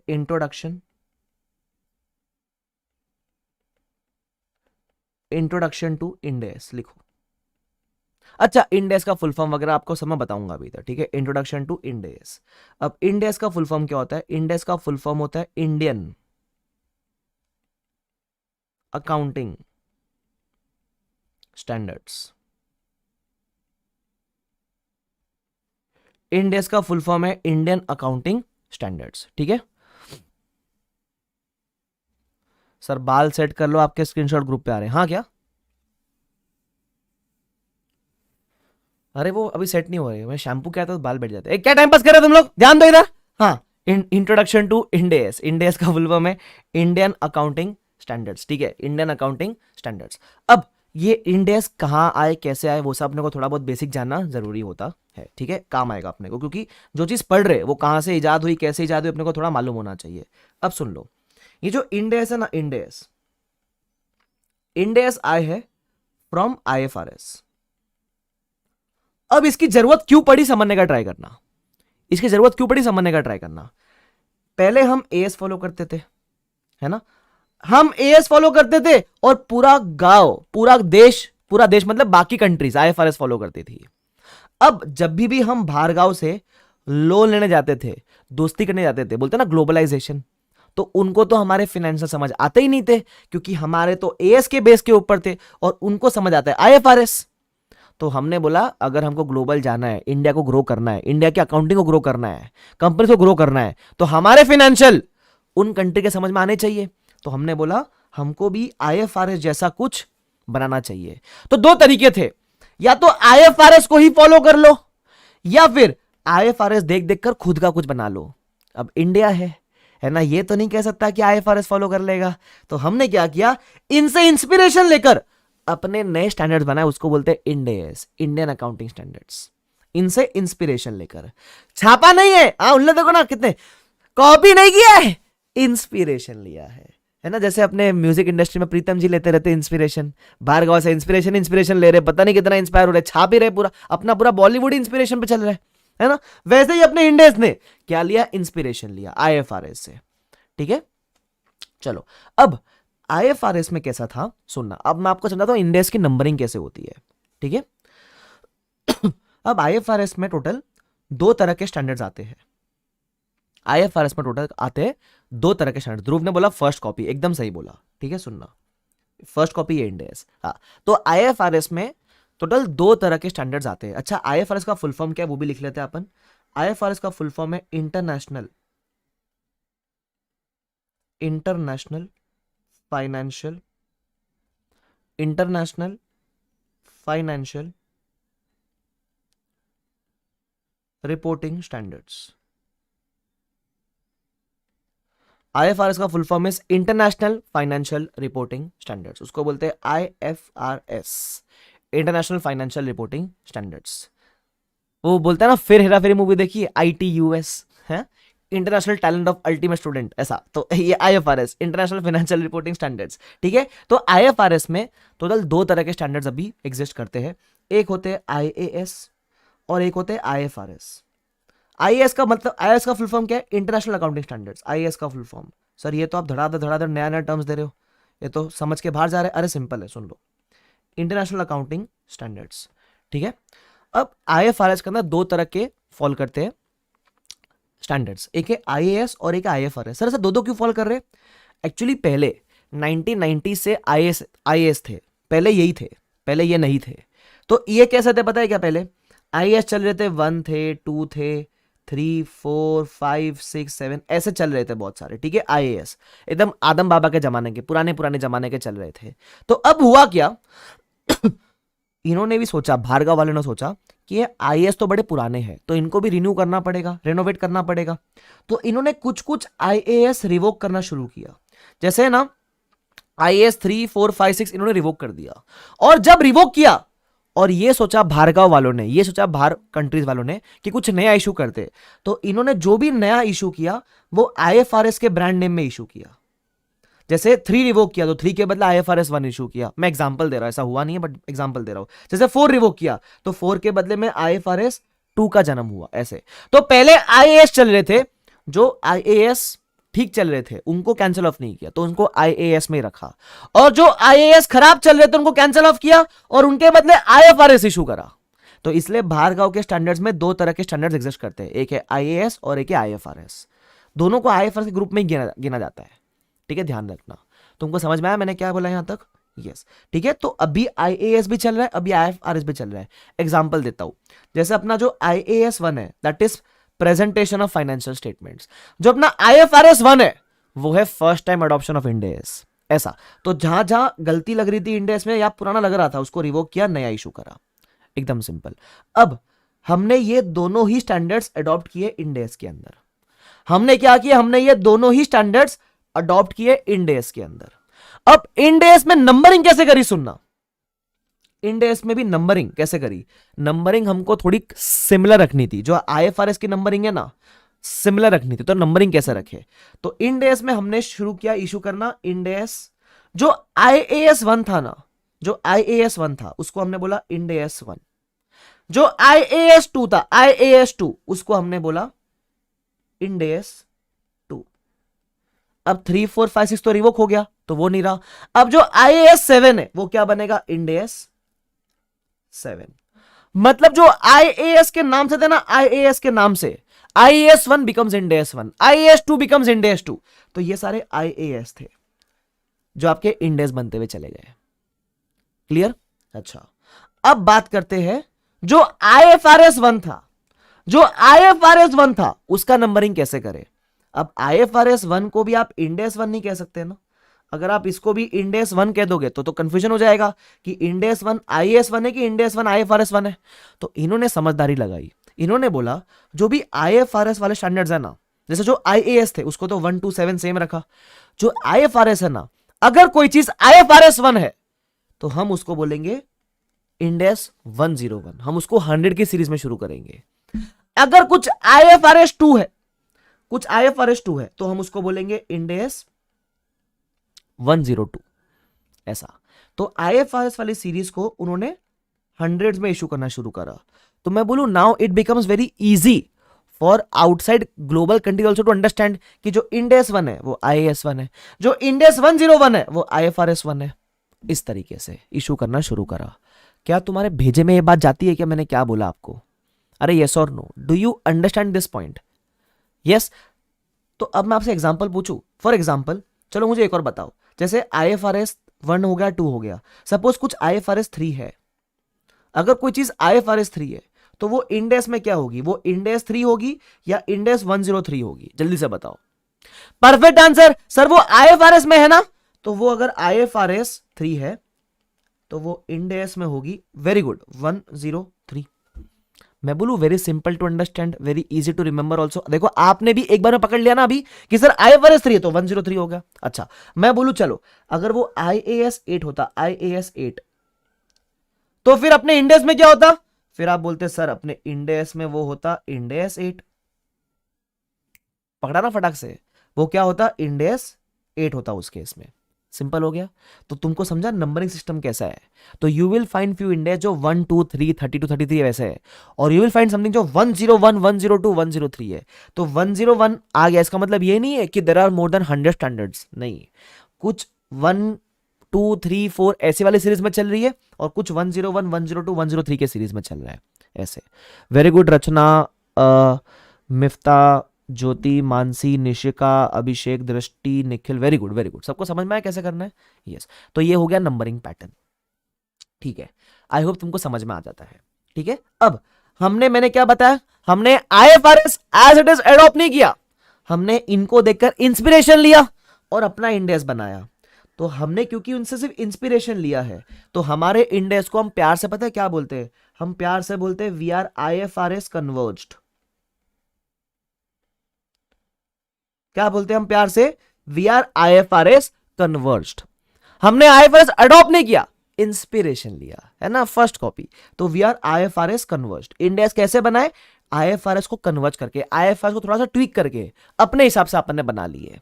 ठीक है, तो क्योंकि इंड एस और आईएफआरएस सेम नहीं है ना, क्योंकि इंड एस आईएफआरएस सेम नहीं है, ऑफकोर्स इंस्पिरेशन लिया है तो मैक्सिमम चीजें सेम है। तो आप ऐसा समझ लो 95% things are the same. 95% things जो आईएफआरएस में है वही इंड एस में है ना। 95% थिंग्स जो आईएफआरएस में है वही इंड एस में है, सेम है ना, 95% चीजें बराबर। तो अब 95% चीजें हमने एज इट इज कॉपी कर ली। तो मैं बोलूं there are some 5% things which are differing. 5% तो ऐसी चीज दिख रही है ना जो इंड एस में अलग होगी, आईएफआरएस में अलग होगी। तो जो भी डिफरेंसेस है, कुछ तो 5% का डिफरेंस आता है ना। तो जो भी डिफरेंसेस है between Ind AS and IFRS है ना, जो भी डिफरेंसेस है, differences between Ind AS and IFRS, उस डिफरेंसेस को हम प्यार से पता है क्या बोलते हैं? हम प्यार से बोलते हैं carve ins and carve outs. हम उसको प्यार से बोलते हैं carve ins and carve outs, ऐसा। उसको हम प्यार से बोलते हैं carve ins and carve outs, simple. क्योंकि डिफरेंसेस है ना कुछ। IAS भी लिया तो उसको क्रेडिट नहीं मिलेगा। देखो, जब हम IAS अलग से बोलते ही नहीं है, IAS और IFRS दोनों IFRS ही है, ऐसा। तो IFRS के अंदर IAS आ जाते हैं, तो जब आप IFRS बोल रहे हो ना, तो बाय डिफॉल्ट आप IAS भी बोलते हो, ऐसा समझ लेने का। तो इंड एस और इनके बीच में कितना फर्क है, जो भी फर्क है उसको हम प्यार से बोलते हैं कार्व इन्स और कार्व आउट्स, ठीक है। अब ये कार्व इन में क्या क्या आता है, कार्व आउट में क्या क्या आता है, वो सब मैं आपको बताऊंगा, बट इतना समझ लो। तो बेसिक बेसिक चीज समझ में आनी चाहिए कि सबसे पहले इंड एस कहां से उठाया, ठीक है, नंबरिंग कहां से उठाया, उसके अलावा जो कंटेंट है, क्योंकि ऑलमोस्ट सेम है, थोड़ा बहुत फर्क है, थोड़े बहुत फर्क को बोलते हैं डिफरेंसेस, प्यार से carve ins and carve outs, simple. I hope यहां तक सबको क्लियर है, यस और नो? यस, ठीक है। इसी के साथ मैंने आपको इंडेक्स का काफी बेसिक ज्ञान दिया है। आई होप ये ज्ञान आपके काम आएगा, क्योंकि ये ज्ञान आपके अडेप्टेबिलिटी, अंडरस्टैंडिंग के लिए काम आ जाएगा। अडेप्टेबिलिटी के लिए लगता था ना कि यार हाँ, अब मेरे को समझ रहा है कि इंडेक्स में क्यों पढ़ रहा हूँ, क्योंकि भाई इंडियन कंपनीज अगर AS ही फॉलो करते हुए चलेगी, ग्लोबल नहीं जा पाएगी ना, तो इसलिए इंडेक्स अपन पढ़ रहे, जानना जरूरी है अपने को इंडेक्स वगैरह में क्या होता है, ठीक है। अच्छा, इंडेक्स आ गया, इसका मतलब ये है क्या AS स्क्रैप हो गया? इंडेक्स आ गया मतलब तुम्हारे जिंदगी में कुछ नए दोस्त आ गए, तो इसका मतलब है क्या पुराने को भूल जाओ? सर ये तो सेंटी बातें कर रहे हो आप। हाँ, तो मैं वही कह रहा हूं, इंडेक्स आ गया तो AS स्क्रैप हो गया क्या? नहीं भाई नहीं, ऐसा बोल मत देना कि इंडेक्स आया तो AS स्क्रैप हो गया, ना बाबा ना, नो ही चल बे। तो इंडेक्स भी है, AS भी है, तो सर फिर कौन सी कंपनी AS फॉलो करेगी, कौन सी इंडेक्स फॉलो करेगी? उसके लिए ही हमारा फर्स्ट टॉपिक है, and that is road map to index. Index क्योंकि ग्लोबल है, बड़ा है, डिटेल्ड होगा, तो सिर्फ बड़ी बड़ी कंपनीज फॉलो करेगी। AS छोटी मोटी कंपनीज, पार्टनरशिप फर्म्स, वो सब फॉलो कर लेगी। तो अगर अगर अगर अगर कोई भी बड़ी कंपनी है, अब वो बड़ी कंपनी कितनी बड़ी होनी चाहिए, इतनी बड़ी की इतनी बड़ी, ऐसा नहीं, तो वो क्वांटिफाई किया गया है, तो इसलिए एप्लीकेबिलिटी पढ़नी पड़ेगी कि इंडेक्स किसको किसको एप्लीकेबल है, बराबर। तो जिनको इंडेक्स एप्लीकेबल है वो इंडेक्स फॉलो करेंगे, जिनको इंडेक्स एप्लीकेबल नहीं हो पाता है वो क्या फॉलो करेंगे, वो AS फॉलो करेंगे, बराबर। तो applicability is given under this topic, that is road map. To be very honest, road map में से जनरली क्वेश्चन एग्जाम में नहीं आता है, क्योंकि देखो अपने को एग्जाम पॉइंट ऑफ व्यू से भी जानना बहुत जरूरी है कि एग्जाम में क्या आता है। तो रोड मैप में से जनरली एग्जाम में क्वेश्चन एक्सपेक्टेड नहीं है, बट यस, जब आप रियल लाइफ में यार CA बनोगे तो एक बेसिक आइडिया तो रहना चाहिए ना कि इंडेक्स कौन अप्लाई करेगा। कल को तुम इंटरव्यू देने गए, बड़ी कंपनी में सिलेक्ट हो गए, अब वो पूछता है तुमसे क्या फॉलो करूं, AS की इंडेक्स, तुम बोलोगे मेरे को आता दोनों है, मेरे को AS भी आता है इंडेक्स भी आता है, लेकिन ये नहीं पता कि आपको कौन सा अप्लाई होगा, तो कितना गंदा लगेगा ना। तो मालूम तो होना चाहिए ना भाई कि कौन सी कंपनी को इंडेक्स एप्लीकेबल है। हाँ, कितना अजीब, सोचो ना, अजीब लगे कितना। वो तुमको बोला अरे तुम CA साहब आओ CA साहब, आइए रिश्तों के भी रूप बदलते हैं, आइए सब बुलाएगा आपको, बोलेगा बताओ क्या फॉलो करे, तुम बोलेगा मैंने पढ़ा दोनों है, आप क्या अप्लाई करोगे ये नहीं पता, ऐसे थोड़ी ना बोलेंगे उसको यार, समझ रहे हो तुम? यस सर, नई गर्लफ्रेंड आ गई तो पुराने को कौन याद करेगा, तभी मैंने गर्लफ्रेंड का एग्जांपल नहीं दिया, तभी मैंने दोस्त का एग्जांपल दिया, और तभी तुम्हारा कटेगा ध्रुव, ध्यान रखना, ठीक है। नई गर्लफ्रेंड आ गई है वो करके, चलो ध्यान दो इधर। हाँ, तो रोड मैप के अंदर अपन पढ़ेंगे इंडेक्स किसको किसको अप्लाई होएगा, not very important from exam point of view, but yes a basic knowledge will surely be helpful for you. तो इसको रट्टा मत मारने बैठना, जो चीजें याद करनी है बता दूंगा मैं आपको कि ये याद करना है, और जो याद नहीं करनी है उसको अपन बेसिक तरीके से पढ़ने का और आगे बढ़ जाने का। क्लियर है? अरे क्लियर है कि नहीं हो भाई लोग? ओ मेरे भाई लोग, ले ले ले ले, हाँ क्लियर है, चलो वेरी गुड, पढ़ते आ जाओ। Introduction to index, road map to index, ठीक है। रोड मैप मतलब किसको एप्लीकेबल है, तो पहले तो ज्ञान दिया हुआ है। Introduction to index in India, India में कैसे आया, तो मैंने आपको ऑलरेडी बता दिया, देखो सिर्फ कीवर्ड्स पढ़ोगे तो भी समझ जाएगा। इंडेक्स और IFRS कन्वर्ज, मैंने बताया ना इंस्पिरेशन लिया है ना, ये सब बताया। फिर उसने वो किसने इशू किया, किसने कन्यादान किया, है ना, किसने मंगलसूत्र पहनाया, अरे वो सब नहीं पढ़ने का अपने को, बट तुमको ज्ञान चाहिए तो पढ़ लेना एक बार, ठीक है, ध्यान रखना। इसमें एक वर्ड है नकास, नकास का फुल फॉर्म दिया, national advisory committee on accounting standards, ये वो ब्ला ब्ला ब्ला। बेसिकली ये अपने इंडिया में एमसीए ने इशू किया था फेब 16 2015 को, उसका बर्थ डेट है ना, जन्मदिन है ना, हाँ। तो और उसमें बताया था कि road map to implementation for companies को कब कब एप्लीकेबल होगा, ठीक है, ध्यान रखना। तो अपने को ये सब रट्टा मारने का जरूरत नहीं है, तो एक बार मालूम होना चाहिए बेसिक कि ये आईएफआरएस कन्वर्स्ड है, एमसीए ने इशू किया था, कौन से दिन वगैरह पे, दिन विन को याद रखना नहीं आपको, ठीक है। अब आते हैं मेन पार्ट के ऊपर। मैंने क्या बताया था, इंड एस और आईएफआरएस में छोटे मोटे डिफरेंस हो सकते हैं ना, उसको क्या बोलते हैं प्यार से, carve ins and carve outs in Ind AS, carve ins and carve out in Ind AS. अब कार्व इन में आते हैं तीन चीजें, ऐसा मान लो कार्व इन में तीन चीजें आती है। एक आते हैं टर्मिनोलॉजी चेंजेस, एक आते हैं टर्मिनोलॉजी चेंजेस। सर इसका एग्जांपल दो जरा, इस वाले पॉइंट का एग्जांपल दो। देता हूं एग्जांपल एकदम प्यारा सा मीठा मीठा, सुनना। अभी हम क्या पढ़ रहे हैं, हम कार्विन्स पढ़ रहे हैं। देखो मैंने क्या बताया था, डिफरेंस दो तरह के होते हैं, एक होता है कार्विन और एक होता है कार्व आउट। अब कार्विन में क्या क्या था उसकी बात करते हैं। किताब लेकर बैठना, अगर किताब अब तक नहीं मिली आपको तो साइड में इधर नोटबुक में लिख के रखना, बाद में किताब में भर देना उसको, लेकिन किताब लेकर बैठना, हाइलाइटर वगैरह सब लेकर बैठना कल से, अगर आज लेकर नहीं बैठे तो पहले बता रहा हूं मैं, ठीक है। सबसे पहला पॉइंट कार्विन में, अब हम कार्विन पढ़ रहे हैं तो कार्विन में पहला क्या आता है, टर्मिनोलॉजी चेंजेस। सर इसका जरा एग्जाम्पल दो। एग्जाम्पल बड़ा सिंपल है, अगर मैं आपसे पूछूं हम प्रॉफिट एंड लॉस को क्या बोलते हो, तो आप बोलोगे सब प्रॉफिट एंड लॉस को हम प्रॉफिट एंड लॉस ही बोलते हैं। तो हम एक्चुअली बोलते हैं प्रॉफिट एंड लॉस को statement of profit and loss, ये हम बोलते हैं। लेकिन जो आईएफआरएस है ना, आईएफआरएस वो इसको statement of profit and loss नहीं बोलता, वो उसको बोलता है स्टेटमेंट ऑफ कॉम्प्रिहेंसिव इनकम। क्या बोलता है, स्टेटमेंट ऑफ कॉम्प्रिहेंसिव इनकम, सीओएमपी मतलब कॉम्प्रिहेंसिव इनकम, यहां लिखा हुआ है मैंने। हम बोलते हैं statement of profit and loss, वो बोलते हैं स्टेटमेंट ऑफ कॉम्प्रिहेंसिव इनकम, ठीक है। इसको बोलते हैं टर्मिनोलॉजी चेंजेस। अगर ऐसे कोई सिर्फ टर्म में चेंज है, अब मतलब तो दोनों का सेम ही है, दोनों है तो प्रॉफिट एंड लॉस ही।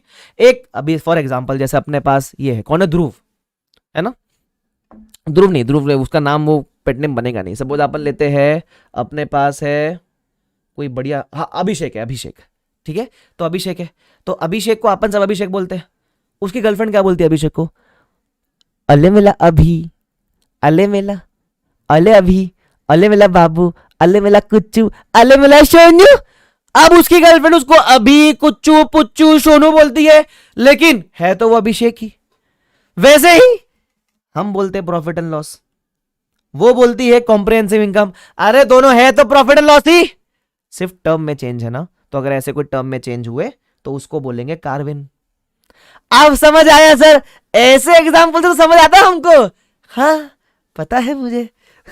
हाँ तो बोलते ना, देखो मेरे को एक्सपीरियंस नहीं है, ठीक है, ये सब चीज का, मेरे दोस्त के एक्सपीरियंस से मैंने सीखा ये सब कि बाबू कुच्चू पुच्चू वगैरह बोलते हैं। मेरे को नहीं पता है सबके बारे में, हाँ मेरे को नहीं आता है सब, हाँ समझ गए ना तुम।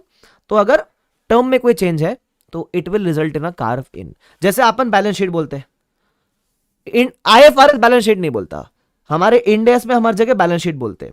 आईएफआरएस बोलता है statement of financial position. IFRS क्या बोलता है, स्टेटमेंट ऑफ फाइनेंशियल पोजीशन। अभिषेक को मजा आ गया, हंसता है अभिषेक, बोलता है ठीक है चलो। अभिषेक बोलता है सर चलो, लड़की नहीं तो क्या हुआ, आप ही ने मुझे बाबू कुछ पूछू बोल दिया, मैंने आप ही में फील ले ली, मेरे में कोई फील मत लेना भाई, हाँ ठीक है।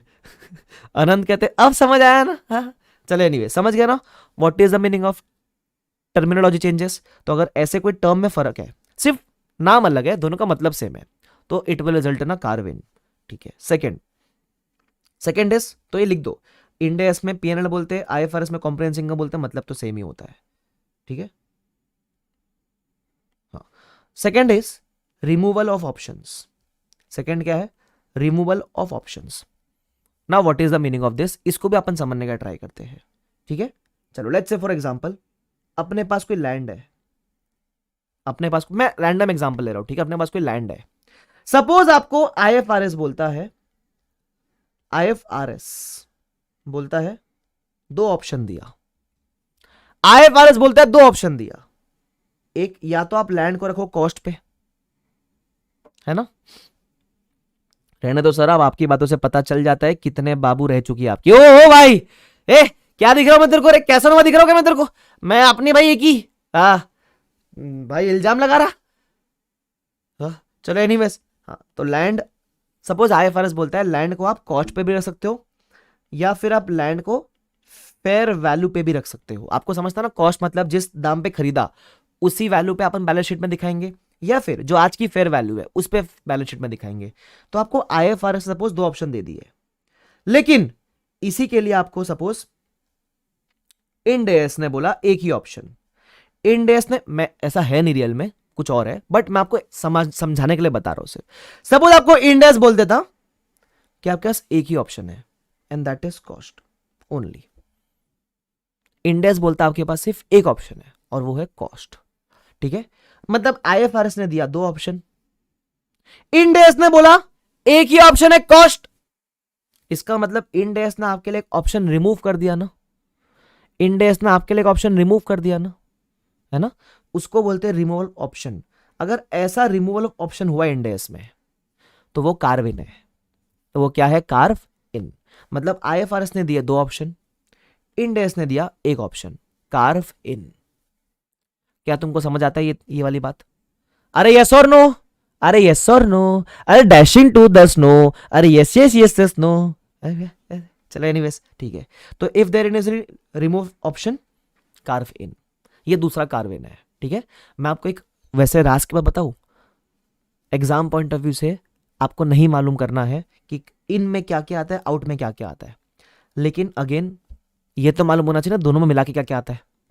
तो टर्म के चेंजेस आ गए, रिमूवल ऑफ ऑप्शन आ गया, ठीक है। उसके अलावा तीसरा, थर्ड ये दूसरा था, ठीक है। Third, if there is no guidance under IFRS. अगर आईएफआरएस में कोई भी गाइडेंस नहीं है, मतलब किसी पर्टिकुलर ट्रांजैक्शन को लेकर, सपोज आईएफआरएस चुप है, चुप ऐसा चुप है आईएफआरएस, लेकिन इंड एएस ने उस ट्रांजैक्शन के लिए गाइडेंस दिया हुआ है। मतलब आईएफआरएस चुप है, चुप, लेकिन इंड एएस ने गाइडेंस दिया, तो भी एक कार्व इन हो जाएगा। तुम समझ रहे हो? तो भी क्या हो जाएगा? ये कार्व इन। तो सर इसका एग्जांपल दो जरा। देता हूं एग्जांपल। सपोज कोई ट्रांजैक्शन है, एक्चुअली एक मर्जर का ट्रांजैक्शन है, मर्जर ट्रांजैक्शन। मैं एग्जांपल दे रहा हूं, ठीक है। एक्चुअली ये आता है 103 बिजनेस कॉम्बिनेशन में। तो एक मर्जर का ट्रांजैक्शन है, इसको कैसे ट्रीट करना है, इसका अकाउंटिंग के लिए, इसके अकाउंटिंग के लिए आईएफआरएस इज साइलेंट। आईएफआरएस क्या है? चुप। चुप तो वो बुला करती थी, है? चले एनीवेज, तो आईएफआरएस इज साइलेंट, लेकिन इसकी अकाउंटिंग के लिए, इसकी अकाउंटिंग के लिए इंड एएस ने आपको सिखाया, इंड एएस ने आपको ट्रीटमेंट दिया है, ट्रीटमेंट गिवन। मतलब इंड एएस ने इसकी अकाउंटिंग आपको सिखाई है ना। यस यस प्रियांश, ओके, कोई दिक्कत वाली बात नहीं है। चलो ठीक है, सुनना। तब तक ये आप नोटबुक में लिखो प्रियांश। अगर जिसके पास भी टेक्स्ट बुक नहीं है ना, प्लीज नोटबुक में लिख के रखो, ठीक है, ताकि आप बाद में कॉपी कर सको, ध्यान रखना। हाँ, तो if there is no guidance under IFRS, इसका एग्जांपल सपोज मर्जर का ट्रांजैक्शन है, आईएफआरएस चुप है, चुप, साइलेंट है, लेकिन इंड एएस ने ट्रीटमेंट दिया हुआ है, उसको भी आप क्या बोलोगे? उसको भी आप प्यार से कार्व इन बोलोगे। क्या बोलोगे? Carve in. Is is clear to everyone? अरे यस और नो, यहां तो सबको क्लियर है क्या? क्या बोलेंगे? इसको भी कार्व इन बोलेंगे। चलो आगे बढ़ जाते हैं। फिर आता है आपके लिए कार्व आउट्स। फिर क्या आता है आपके लिए? Curve outs. कार्विन में तीन चीजें आ गई ना। कार्विन में मैं आपको पूरा याद करा दूंगा, ठीक है, मेरी गारंटी है, लेक्चर खत्म होने पे आपको पूरा याद रहेगा, तो आपको टेंशन लेने का जरूरत नहीं है, ठीक है। कार्विन में आ गए तीन चीजें, terminology changes, removal of option, और अगर कोई गाइडेंस आईएफआरएस में नहीं लेकिन इंडेस में दिया हुआ है तो वो आ गया। अब आता है कार्व आउट। कार्व आउट में एक ही आता है ना। अगर किसी भी आइटम का ट्रीटमेंट डिविएशन में है, मतलब आईएफआरएस किसी आइटम के ट्रीटमेंट के लिए कुछ और ट्रीटमेंट बताता है और इंडेस ने आपको कुछ और ट्रीटमेंट बताया, उसको बोलते हैं कार्व आउट्स। सर एग्जांपल दो इसका। डिफरेंस इन डिविएशन मतलब क्या? इसका मतलब क्या हो गया? दे रहा हूं एग्जांपल, सुनना। इसका एग्जांपल क्या है? मैं रैंडम एग्जांपल ले रहा, ऐसा है नहीं एग्जांपल आपके, लेकिन अंडरस्टैंडिंग के लिए, क्योंकि आपको बेसिक चीजें आती होगी तो उसके लिए। सपोज लैंड है, लैंड। सपोज लैंड के लिए आईएफआरएस ने क्या बोला? आईएफआरएस ने बोला ओनली फेयर वैल्यू।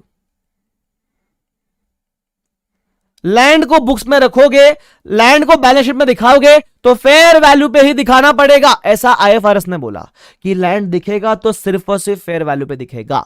ऐसा किसने बोला? आईएफआरएस ने बोला। अब इसी चीज के लिए इंड एस ने क्या बोला सुनना। इंड एस ने बोला ओनली कॉस्ट।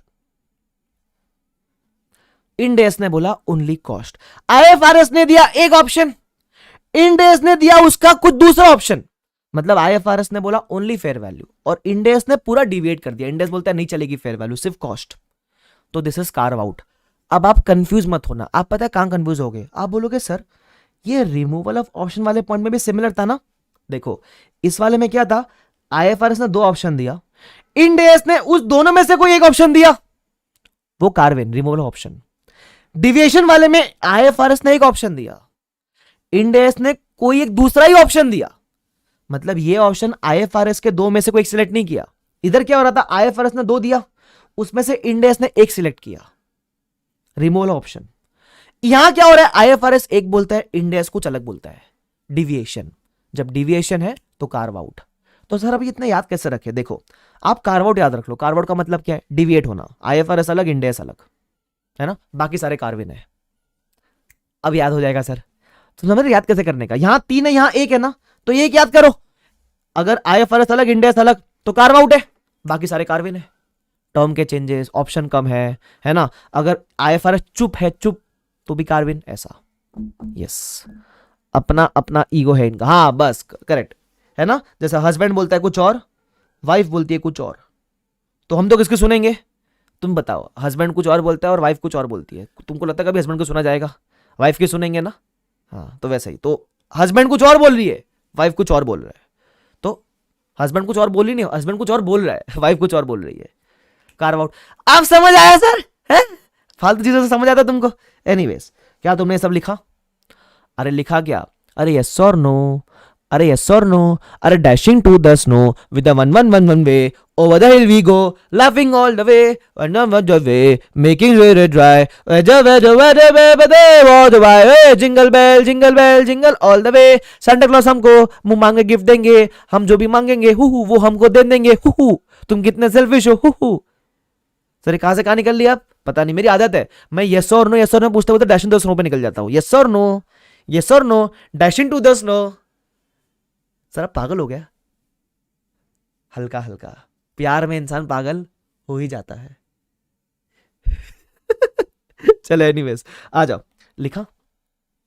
ठीक है, ये थे आपके प्यारे प्यारे कार्व आउट्स और कार्व इन्स। ठीक है, चलो बहुत ही शानदार, बहुत ही शानदार, मजा आ गया।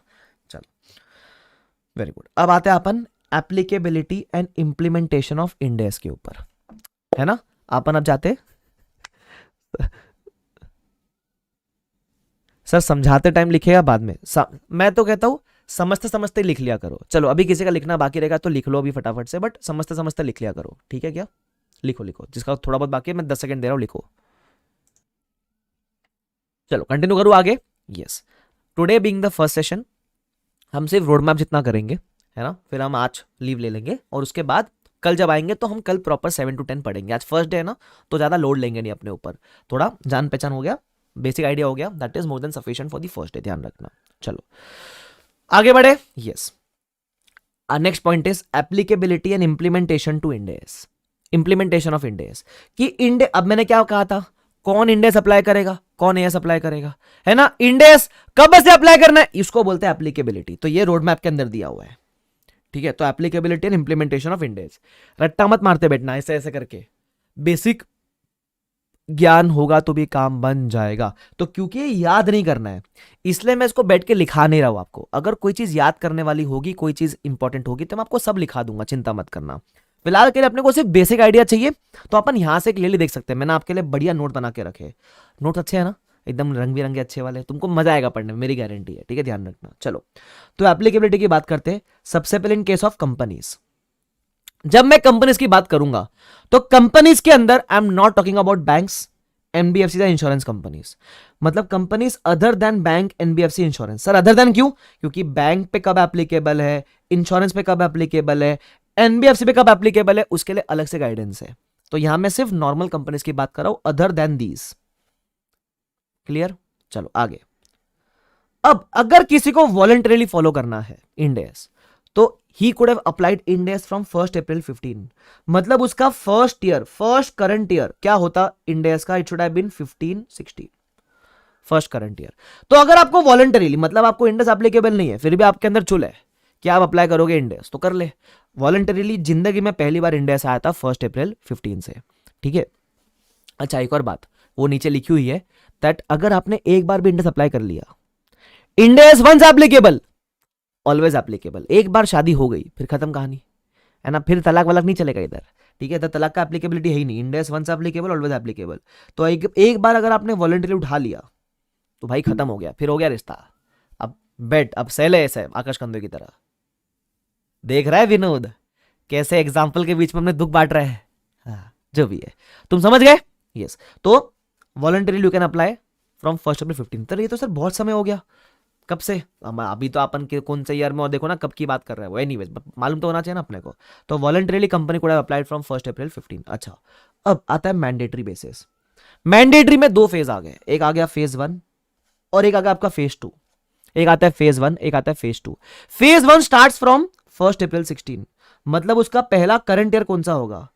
पहला करंट ईयर शुड बी 16-17। ठीक है, तो मैंडेटरी बेसिस पे किसको अप्लाई हो जाएगा? फेज 1 में। फेज 1 में तो अगर आप लिस्टेड या अनलिस्टेड कंपनी हो जिसका net worth is greater than equal to 500 crore. अगर आपका नेटवर्थ, तुमको नेटवर्थ समझता है क्या? जो आपके बैलेंस शीट के इक्विटी वाला का टोटल होता है, इक्विटी और रिजर्व एंड सरप्लस वाला टोटल, उसको बोलते हैं नेटवर्थ। तो अगर आपका नेटवर्थ 500 करोड़ या उससे ज्यादा है, अब ये नेटवर्थ कब का चेक करना है? नेटवर्थ आप चेक करना शुरू करोगे from 31 March 14 and thereafter. मतलब इस दिन पे अप्लाई करना है कि नहीं करना, उसके लिए आप नेटवर्थ इस साल और उसके बाद का चेक करने का। ठीक है, तो अगर नेटवर्थ आपका कभी भी इस साल या इसके बाद 500 करोड़ या उससे ऊपर गया तो आपको फेज 1 में इंडेक्स अप्लाई करना पड़ेगा। फेज 1 में अप्लाई करना पड़ेगा, इसका यह मतलब होता है कि 16-17 से आपको अप्लाई करना पड़ेगा। कब से अप्लाई करना पड़ेगा? 16-17 से आपको अप्लाई करना पड़ेगा। ठीक है, इस बात का आप ध्यान रखना। क्लियर? ठीक है, फिर आता है सिंपल है, फिर आता है फेज 2। फेज 2 आता है फ्रॉम 1 अप्रैल 17। दैट इज इनका करंट ईयर कब होगा? इनका करंट ईयर होगा फ्रॉम 17-18। ठीक है, फेज 2 में कौन फॉल करता है? सबसे पहले फेज 2 में तो तब आना जब या तो आपने वॉलंटियर अप्लाई नहीं किया है या फिर आप फेज 1 में फॉल नहीं किए। अब देखो, अगर आप वॉलंटियर अप्लाई करके बैठे हो तब तो यार आपको ऑलवेज एप्लीकेबल हो गया। अगर आप फेज 1 में फॉल कर गए तब तो आप इसी दिन से अप्लाई करना शुरू कर दिया रहेंगे ना। अगर आपने वॉलंटरी भी फॉलो नहीं किया और अगर आप फेज 1 में भी फॉल नहीं किए तो जाके फेज 2 चेक करेंगे ना। अरे तुम्हारी गर्लफ्रेंड भी नहीं, तुम्हारा लव मैरिज भी नहीं हो सकता, तब जाके अरे ढूंढेंगे ना। आप समझ आया सर? तो मैं भी यही कह रहा हूं, फेज 2 में कब आना? जब तुम यहां भी नहीं फॉल कर रहे हो, यहां भी नहीं फॉल कर रहे हो। अब फेज 2 में कौन आता है सुन लो, और फेज 2 में आए तो कब से अप्लाई करना है? फ्रॉम 17-18, है ना। अब फेज 2 में कौन आता है? सबसे पहला ऑल लिस्टेड कंपनीज, इस दुनिया की सारी लिस्टेड कंपनीज आएगी फेज 2 के अंदर। ठीक है, ऑल लिस्टेड कंपनीज पहला। अभी देखो, all listed companies full stop. इसका मतलब अगर आप लिस्टेड हो, आपका नेटवर्थ सिर्फ 5 करोड़ है, बड़ा, मैं रैंडम एग्जांपल ले रहा हूं, आपका नेटवर्थ सिर्फ 5 करोड़ है और आप लिस्टेड हो, तो फेज 2 में अगर लिस्टेड हो तो नेटवर्थ चेक मत करना, बराबर एप्लीकेबल हो गया। All listed companies full stop, listed हो एप्लीकेबल हो गया, खत्म कहानी। मतलब शादी की उम्र हो गई ना 30, करनी पड़ेगी। अब समझ आया सर? बस यही कह रहा हूं, फेज 2 में हम लिस्टेड के लिए नेटवर्क चेक नहीं करते हैं, लिस्टेड हो बात खत्म, इंडेक्स एप्लीकेबल। ठीक है, ध्यान रखना। आगे, अगर अनलिस्टेड हो और अगर आपका नेटवर्क 250 करोड़ से ऊपर है, ऑफ कोर्स 250 करोड़ से ऊपर होना चाहिए, but up to 500 crore. Sir भाई अप टू, अरे 500 होता तो आप यहां ही फॉल कर जाते ना फेज 1 में। अच्छा, तो अगर अनलिस्टेड हो और नेटवर्क 250 या उससे ज्यादा है तो आप फेज 2 में फॉल करोगे। ठीक है, ध्यान रखना। तो फेज 2 में लिस्टेड के लिए नेटवर्क चेक मत करना, सिर्फ अनलिस्टेड की हम नेटवर्क चेक करेंगे। ऐसा, is this clear to everyone? Yes. तो सर इसको याद कैसे करेंगे? अरे बड़ा सिंपल है, कोई भी एक डेट याद कर। सपोज वॉलंटरी तुमने याद कर ली 1 अप्रैल 15 से था, तो मैंडेटरी के दोनों फेज एक एक साल बाद, फेज 1 1 अप्रैल 16 से, फेज 2 1 अप्रैल 17 से, सिंपल। अच्छा, वॉलंटरी में तो जिसकी मर्जी जो अप्लाई करना चाहे करेगा वो। फेज 1 में कौन आएगा? जो लिस्टेड या अनलिस्टेड है, having net worth of greater than equal to 500। Phase 2 में कौन आएगा? सारे लिस्टेड, और अनलिस्टेड अगर हो तो नेटवर्थ आपका 250 करोड़ या उससे ऊपर होगा तो आप फॉलो कर जाओगे। क्या आपको यहां तक क्लियर है क्या? Is everything clear till here? मेरे ख्याल से it is very simple, very easy to understand. खुद भी पढ़ते तो समझ जाता, बट ऑफकोर्स मैं हूं तो मैं समझाऊंगा आपको चीजें। Is is clear to everyone? क्या सिंपल है? यस, ठीक है। अच्छा, एक और चीज, जहां जहां मुझे लगता है किताब में नोटिंग की जरूरत है वहां मैं किताब में नोट करवाऊंगा। जहां लगता है कि किताब में मार्क करके काम बन जाएगा तो मार्क करके पढ़ लेंगे। जैसे फॉर एग्जांपल, जैसे मैंने आपको ये समझाया तो मुझे लगा कि ये मुझे आपको लिखा के समझाना पड़ेगा, तो लिखा के समझाया, तो नोट बनाने का उस केस में। जहां मैं किताब में मार्क करवा रहा हूं तो किताब में मार्क कर लो, ताकि आपकी अच्छी मैपिंग हो जाएगी उस केस में। ठीक है, ध्यान रखना। चलो, क्लियर है? यस, तो फेज 1 भी समझ लिया, फेज 2 भी समझ लिया। सिंपल है, एकदम सिंपल। यस, अब कुछ बेसिक बेसिक नोट्स दिए गए हैं, वो नोट्स भी हम पढ़ लेते हैं। ठीक है, सबसे पहला है नेटवर्थ कब का चेक करना है। नेटवर्थ आपको चेक करना शुरू करना है 31 मार्च 14 एंड देयर आफ्टर का। ठीक है, मतलब 2 साल पहले का नेटवर्थ चेक करना शुरू करना। उसके अलावा ये मैंने ऑलरेडी बताया आपको, India once applicable, always applicable, एक बार अप्लाई हो गया बाहर नहीं निकल सकते। अब ध्रुव ने एक अच्छी क्वेरी पूछी थी, सर अगर कंपनी से एलएलपी बन गए तब? अरे अगर आप कंपनी ही नहीं रहे तो कंपनी को लगने वाले सारे प्रोविजन आपको एप्लीकेबल नहीं रहे ना, फिर उस केस में ध्यान रखना, तो फिर ये अप्लाई नहीं होगा उस केस में, अगर आप कंपनी से एलएलपी में वापस ट्रांसफॉर्म हो गए तो। बट ऐसा एग्जाम में नहीं पूछेगा, बट रियल लाइफ में इट कैन बी पॉसिबल। ये पहला 2 पॉइंट हो गया, रट्टा मत मानना पॉइंट्स को, सिर्फ एक बार रीडिंग देनी है आपको।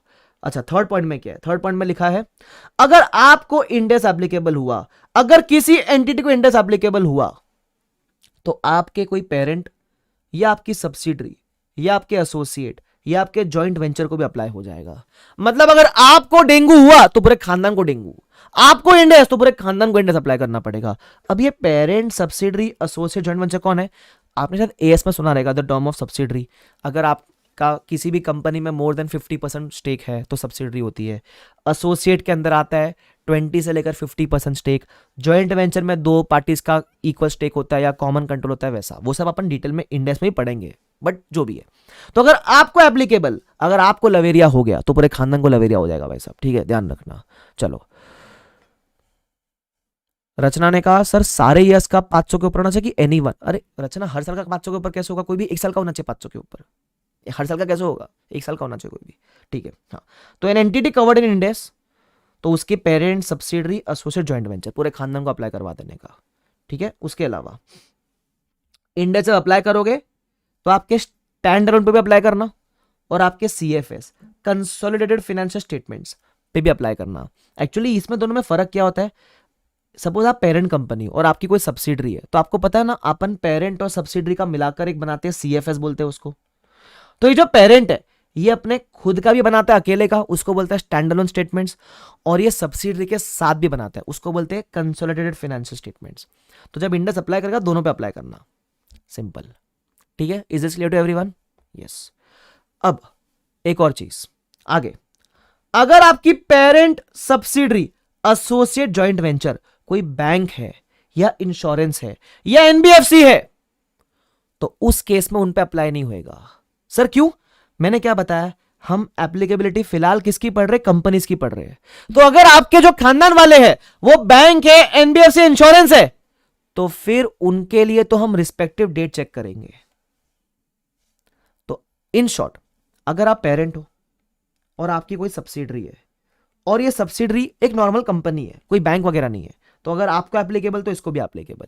लेकिन अगर आप पेरेंट हो और आपकी सब्सिडरी सपोज बैंक होती, तो आपको एप्लीकेबल होने से इस पे एप्लीकेबल नहीं होगा। ये सब्सिडरी तो अपने बैंकिंग वाली कंडीशन चेक करेगा।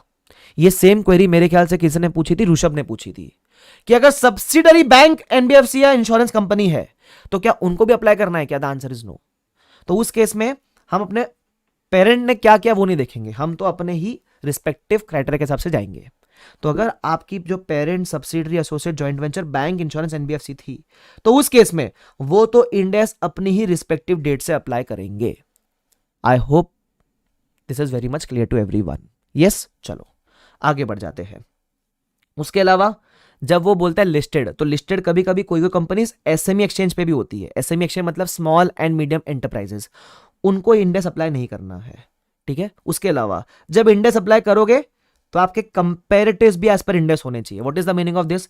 सपोज किसी करंट ईयर में आपने इंडेक्स अप्लाई किया, करंट ईयर में आपने क्या अप्लाई किया? इंडेक्स अप्लाई किया, तो आप पता है फाइनेंशियल में प्रीवियस ईयर भी दिखाते हो, तो आपको प्रीवियस ईयर का भी जो फिगर्स है वो एज पर इंडेक्स देने पड़ेंगे। Comparative should be presented as per index only. उसके अलावा जो कंपनीज ऊपर कवर नहीं होती है वो क्या अप्लाई करेगी? वो तो अपना प्यारा राज दुलारा एएस अप्लाई करेगी, बराबर। जिनका लव मैरिज नहीं हुआ वो अरेंज ही करेंगे, सिंपल। चलो ठीक है, तो मेरे ख्याल से this is very much clear to everyone. समझ के लेना, याद मत करना, याद करने वाली चीज मैं आपको बता दिया करूंगा, but I hope you are able to get a basic understanding of the things. मैंने आपके लिए चीजें बहुत कंसाइज करके ऑलरेडी दी हुई है, इसलिए आपके लिए समझना बहुत आसान हो जाएगा। और जब आप मॉडल में खोलोगे तो there will be more lengthier paragraphs and everything. मैंने आपको चीजें, मैंने कुछ भी कट शॉर्ट नहीं किया है। I have try to concise things for a better summary, for a better understanding, तो आपके लिए ईजी हो जाएगा वो चीज। Is this clear to everyone? अरे यस और नो? चलो तो मैं आपसे सवाल पूछूं क्या कुछ, आप जवाब दोगे मेरे को? आप जवाब दोगे क्या मेरे को? चलो ठीक है, अब देखते देखते आपको याद हो जाना चाहिए, ठीक है। चलो मैं आपसे पूछता हूं, लिखना मत, सिर्फ मुझे जवाब दे देना। सपोज मैं कंपनी हूं, मैं कंपनी हूं और मुझे इंडेक्स अप्लाई करना है, ठीक है। अगर मुझे इंडेक्स वॉलंटरी अप्लाई करना है तो वॉलंटरी अप्लाई करने का डेट क्या था? That is my question. मुझे वॉलंटरी अप्लाई करना है तो मेरी डेट क्या थी वॉलंटरी वाली? Perfect answer, it was 1 April 15। और वॉलंटरी अप्लाई कर रहे हो तो इसके अंदर कोई नेटवर्क वगैरह चेक करेंगे क्या? अरे नहीं बाबा नहीं, वॉलंटरी अप्लाई कर रहे हो तो तुम्हारी मर्जी है, तुम ऑफकोर्स क्राइटेरिया वगैरह नहीं देखोगे, तुम्हारी मर्जी है, जब चाहो तब अप्लाई करने का, ठीक है। आगे, अगर आपको इंडेक्स मैंडेटरी अप्लाई हो गया तो मैंडेटरी में कितने फेज थे? मैंडेटरी में कितने फेज थे? 2 फेज थे, फेज 1 एंड फेज 2, ठीक है। फेज 1 कौन से डे से एप्लीकेबल है? फेज 1 कौन से डे से एप्लीकेबल है? तो मैंने आपको बताया था, मैंने बताया था कि क्या चेक करना, एक एक साल के बाद। तो 1 अप्रैल 16 और 1 अप्रैल 17, परफेक्ट, ठीक है। अब फेज 1 में कौन सी कंपनीज आती है ये मुझे बता दो। फेज 1 में कौन सी कंपनीज आती है बताओ। याद है आपको? लिस्टेड, अनलिस्टेड, जिसका net worth was greater than equal to how much? Listed और अनलिस्टेड दोनों, बट फेज 1 में आप दोनों के नेटवर्थ चेक करोगे, कितना होना चाहिए? Greater than equal to, perfect answer, 500 crore. Perfect answer, greater than equal to 500 crore. अगर आप लिस्टेड अनलिस्टेड हो, net worth is greater than equal to 500 crore, applicable. अच्छा, फेज 2, फेज 2, फेज 2 के अंदर कौन सी कंपनीज आती है? अगर आपको पता रहेगा 2 आती है अभी इसके अंदर, है ना। अच्छा, फेज 1 में लिस्टेड के लिए भी नेटवर्क चेक करेंगे ना? द आंसर इज यस, ठीक है। फेज 2 में आते हैं। फेज 2 में कौन आता है? सपोज अगर मैं लिस्टेड हूं, लिस्टेड, मेरा नेटवर्क तो मीट नहीं कर रहा है जो चाहिए क्राइटेरिया, बट मैं लिस्टेड हूं, क्या मुझे इंडेक्स अप्लाई हो जाएगा? बताओ। फेज 2 में मैं लिस्टेड हूं, मेरा कोई नेटवर्क मीट नहीं कर रहा है, बट मैं लिस्टेड हूं, तो क्या मुझे इंडेक्स अप्लाई हो जाएगा? सोच समझ के बताओ। The answer is perfect answer, yes. अगर मैं लिस्टेड हूं तो मुझे इंडेक्स अप्लाई हो जाएगा, उस केस में नेटवर्क चेक मत करना ही मत फेज 2 के अंदर। उसके अलावा अगर मैं अनलिस्टेड हूं, अगर मैं क्या हूं? अनलिस्टेड हूं, अनलिस्टेड, तो अनलिस्टेड के लिए क्या चेक करेंगे? नेटवर्थ, और वो कितना होना चाहिए? Greater than equal to 250 crore. Very good answer. सबको समझा गया वाला पार्ट? अच्छा, अगर आपको कोई क्वेरी आती है तो टेंशन मत लो, जब मैं भी लेक्चर एंड करूंगा ना, तो लेक्चर एंड के पहले मैं आपसे पूछूंगा, आपको जो भी क्वेरीज है अपन ऐसा ही रखेंगे। जब अपन कंसेप्ट पढ़ रहे हैं तो कंसेप्ट पढ़ते समय क्वेरीज बीच में लेंगे तो फिर कंसेप्ट का फ्लो ब्रेक हो जाएगा, तो कोशिश करेंगे वो कंसेप्ट पूरा हो जाए उसके बाद अपन क्वेरीज ले। कभी कभी क्या होता है, आपके वो कंसेप्ट पूरा करने में क्वेरी सॉल्व हो जाती है, या फिर आपके तभी भी सॉल्व नहीं हुई तो कंसेप्ट पूरा होने के बाद क्वेरी पूछोगे तो कंसेप्ट भी खत्म हो चुका, तो बेटर अंडरस्टैंडिंग भी मिलेगी और फ्लो भी ब्रेक नहीं होगा। मेरे ख्याल से बेटर ऑप्शन है। यस, बट आपको याद हो गया क्या ये वाला? देखो मैंने चाहता, आपको कहा था याद नहीं करना है, बट बाय डिफॉल्ट याद हो गया ना? यस। अच्छा, उसके अलावा कुछ पॉइंट्स भी अपन ने पढ़े थे, तो जो बेसिक पॉइंट है मैं आपको याद करवा देता हूं क्या क्या थे, सुन लो। सबसे पहला, अगर नेटवर्क चेक करना है तो इस दिन या उसके बाद के फाइनेंशियल का नेटवर्क चेक करना, सिंपल है। इंडेक्स एक बार एप्लीकेबल, ऑलवेज एप्लीकेबल। उसके अलावा अगर आपको एप्लीकेबल तो पूरे खानदान को एप्लीकेबल, ठीक है। लेकिन एक बात ध्यान रखना, पॉइंट नंबर 5 इंपॉर्टेंट है।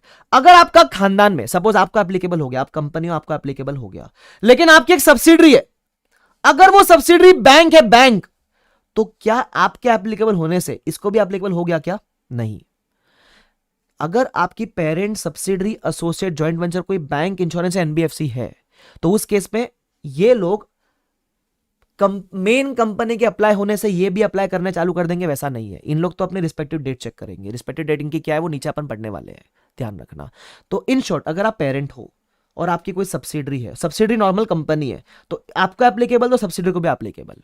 लेकिन अगर आप पेरेंट हो और आपकी कोई सब्सिडरी है लेकिन सब्सिडरी बैंक है, तो आपको एप्लीकेबल होने से सब्सिडरी को एप्लीकेबल नहीं हो जाएगा, क्योंकि सब्सिडरी तो बैंक है ना, तो बैंक वाले अपना अलग से चेक करेंगे। I hope this is clear to everyone, ठीक है, ध्यान रखना। चलो वो रिवाइज हो गया। अब आते हैं, ये तो अपन ने ऊपर जो बात की वो किसके लिए बात की, वो कंपनीज के लिए मैंने बात करी थी, ठीक है। अब मैं बात करूंगा बैंक, अगर आप बैंक हो, अगर आप इंश्योरेंस कंपनी हो, या अगर आप एनबीएफसी हो, नॉन बैंकिंग फाइनेंशियल कंपनीज, ठीक है, अगर आप इन तीनों में से हो, तो फिर कैसे अप्लाई करना है। तो बैंकिंग और इंश्योरेंस के लिए पहले एक डेट दी गई थी, बट वो डेट रिवोक कर ली, and it has been deferred until further notice as per your syllabus. Real life में it might be applicable, but date दी थी एक बैंकिंग इंश्योरेंस के लिए, बट क्योंकि इनके लिए एप्लीकेबिलिटी करना इतना आसान नहीं है और स्टैंडर्ड्स इतने वेल ड्राफ्टेड नहीं थे उस समय फॉर देम, फॉर दीज, तो इसके लिए इनको जो एप्लीकेबिलिटी है वो अब तक डिफर कर दी गई है। वो डेट रिवोक करके डिफर कर दी कि जब हम बोलेंगे तब से अप्लाई करना, आज से मत अप्लाई करो, अभी मत अप्लाई करो। तो बैंकिंग और इंश्योरेंस को आज के टाइम पे इंडस एप्लीकेबल नहीं है, ऐसा मान लो, मतलब उनको अप्लाई करने अब तक बोला नहीं गया है, पहला। उसके बाद दूसरा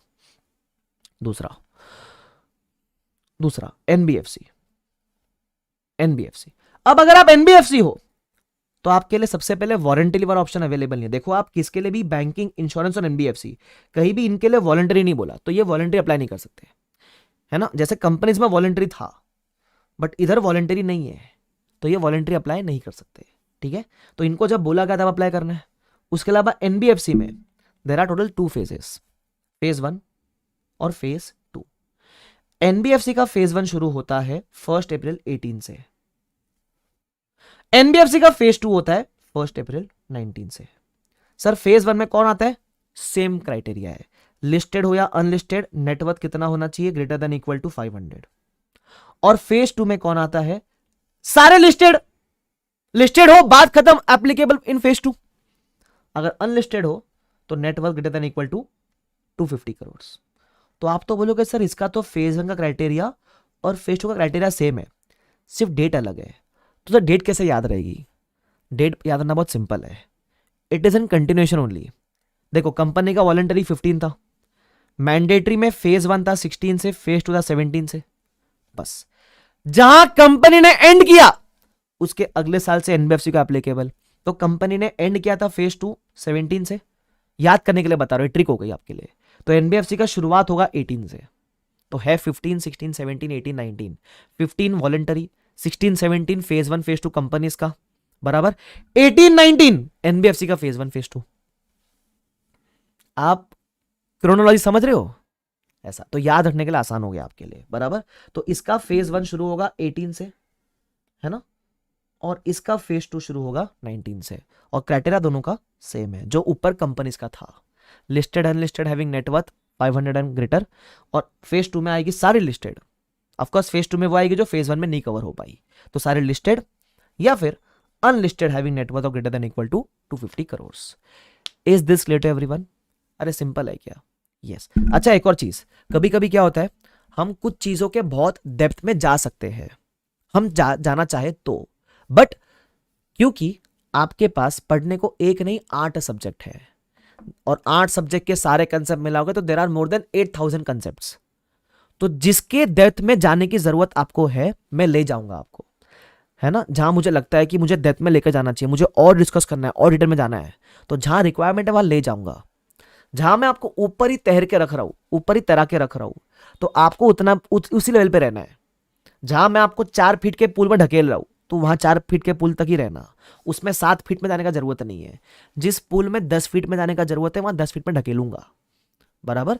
तो एक बात का ध्यान रखना, मैंने कहा था ट्रस्ट मी, क्योंकि क्या होता है कभी कभी इररिलेवेंट कंसेप्ट के ऊपर भी अपन कोशिश करते हैं कि मैं डीप डाइविंग करूं, मैं और जानूं, it is going to be of no use, क्योंकि अभी नया है, वह फर्स्ट टाइम पढ़ रहे हो, फर्स्ट ऊपर से फर्स्ट लेक्चर है तो ज्यादा जोश रहता है कि अरे सब जान ले, ऐसा जरूरत नहीं है। इतना बेसिक बेसिक जैसे होता है ना नेटवर्थ में क्या क्या आ सकता है, वो सब की बातें मैं बहुत कर सकता हूं, बट नॉट रिक्वायर्ड, ध्यान रखना।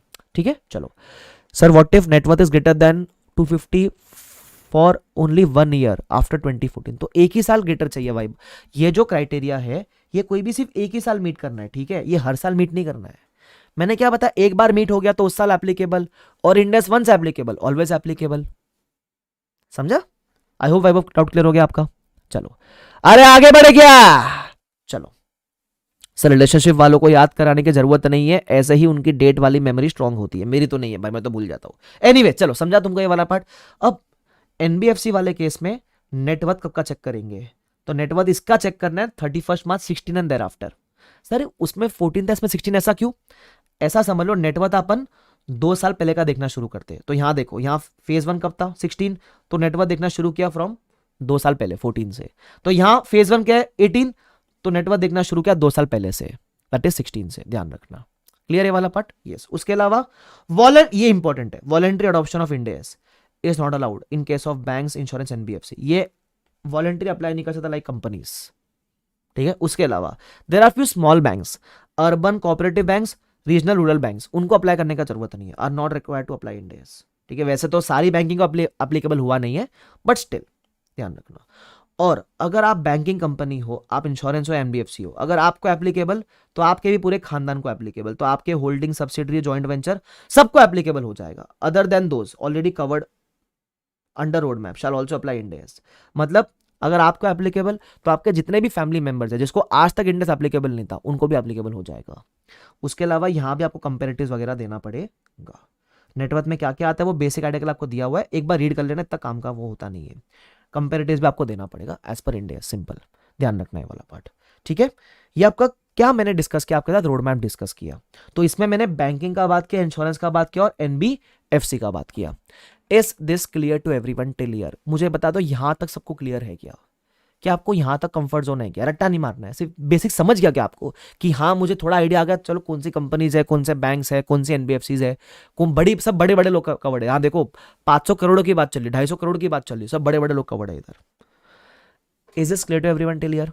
अगर यहां तक क्लियर है तो अब मेरे ख्याल से it is time to do a good revision. आज जो भी पढ़ा, अपनी एक हैबिट है, मेरी हैबिट है एक, और वो अपन पूरे बैच में फॉलो करेंगे कि जितना भी पूरे दिन में पढ़ा है उसको लास्ट में 5 से 7 मिनट्स में रिवाइज कर लेंगे। आज अपन ने वैसे ज्यादा कुछ कंटेंट नहीं पढ़ा है, अपन ने कुछ हैवी नहीं पढ़ा है, बट जो भी थोड़ा बहुत पढ़ा है, आदत तो आदत है, तो रिवाइज अपन सब कुछ करेंगे। Is this clear? चलो आ जाओ, ठीक है। तो मैं आपको रिवाइज कराना शुरू करता हूं, ठीक है। So we are going to start the revision of whatever we discussed today in 3, 2, 1 and go। अच्छा, सबसे पहले मैं ये सब चीजों की बात नहीं कर रहा कि बुक वगैरह बनाओ ये वो, ऑफ कोर्स, ठीक है, बट जो भी हो, सीए बनना है, बन के निकलना है, आतंक मचाना है, अपने को आग लगा देनी, ठीक है। वाई सीए बहुत जरूरी है, अपना याद रखना, वो वाई यहां भी रखना और किताब में भी लिख के रखना।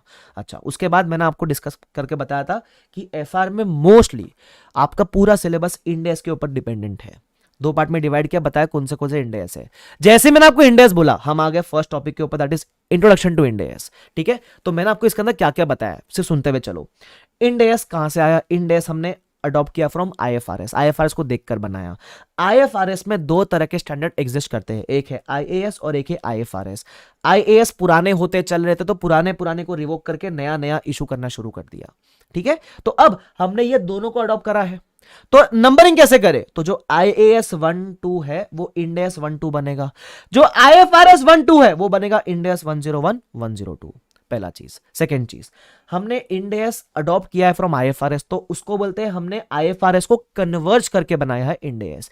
क्योंकि आपने कन्वर्ज किया है तो there will be some differences between AS Ind AS, उसको प्यार से बोलते हैं carve ins and carve outs, बराबर।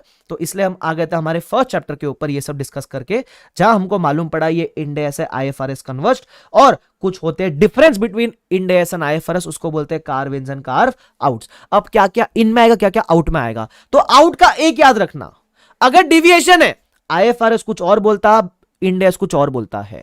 हस्बैंड बोलता है यहां जाना है, बीवी बोलती है वहां जाना है, तो जहां बीवी बोलेगी वहां जाने का है। तो आईएफआरएस ने बोला फेयर वैल्यू, इंडेस ने बोला कॉस्ट, तो वी विल फॉलो इंडेस। डिविएशन है ना, आईएफआरएस ने एक बोला, इंडेस ने कुछ और ही बोल दिया।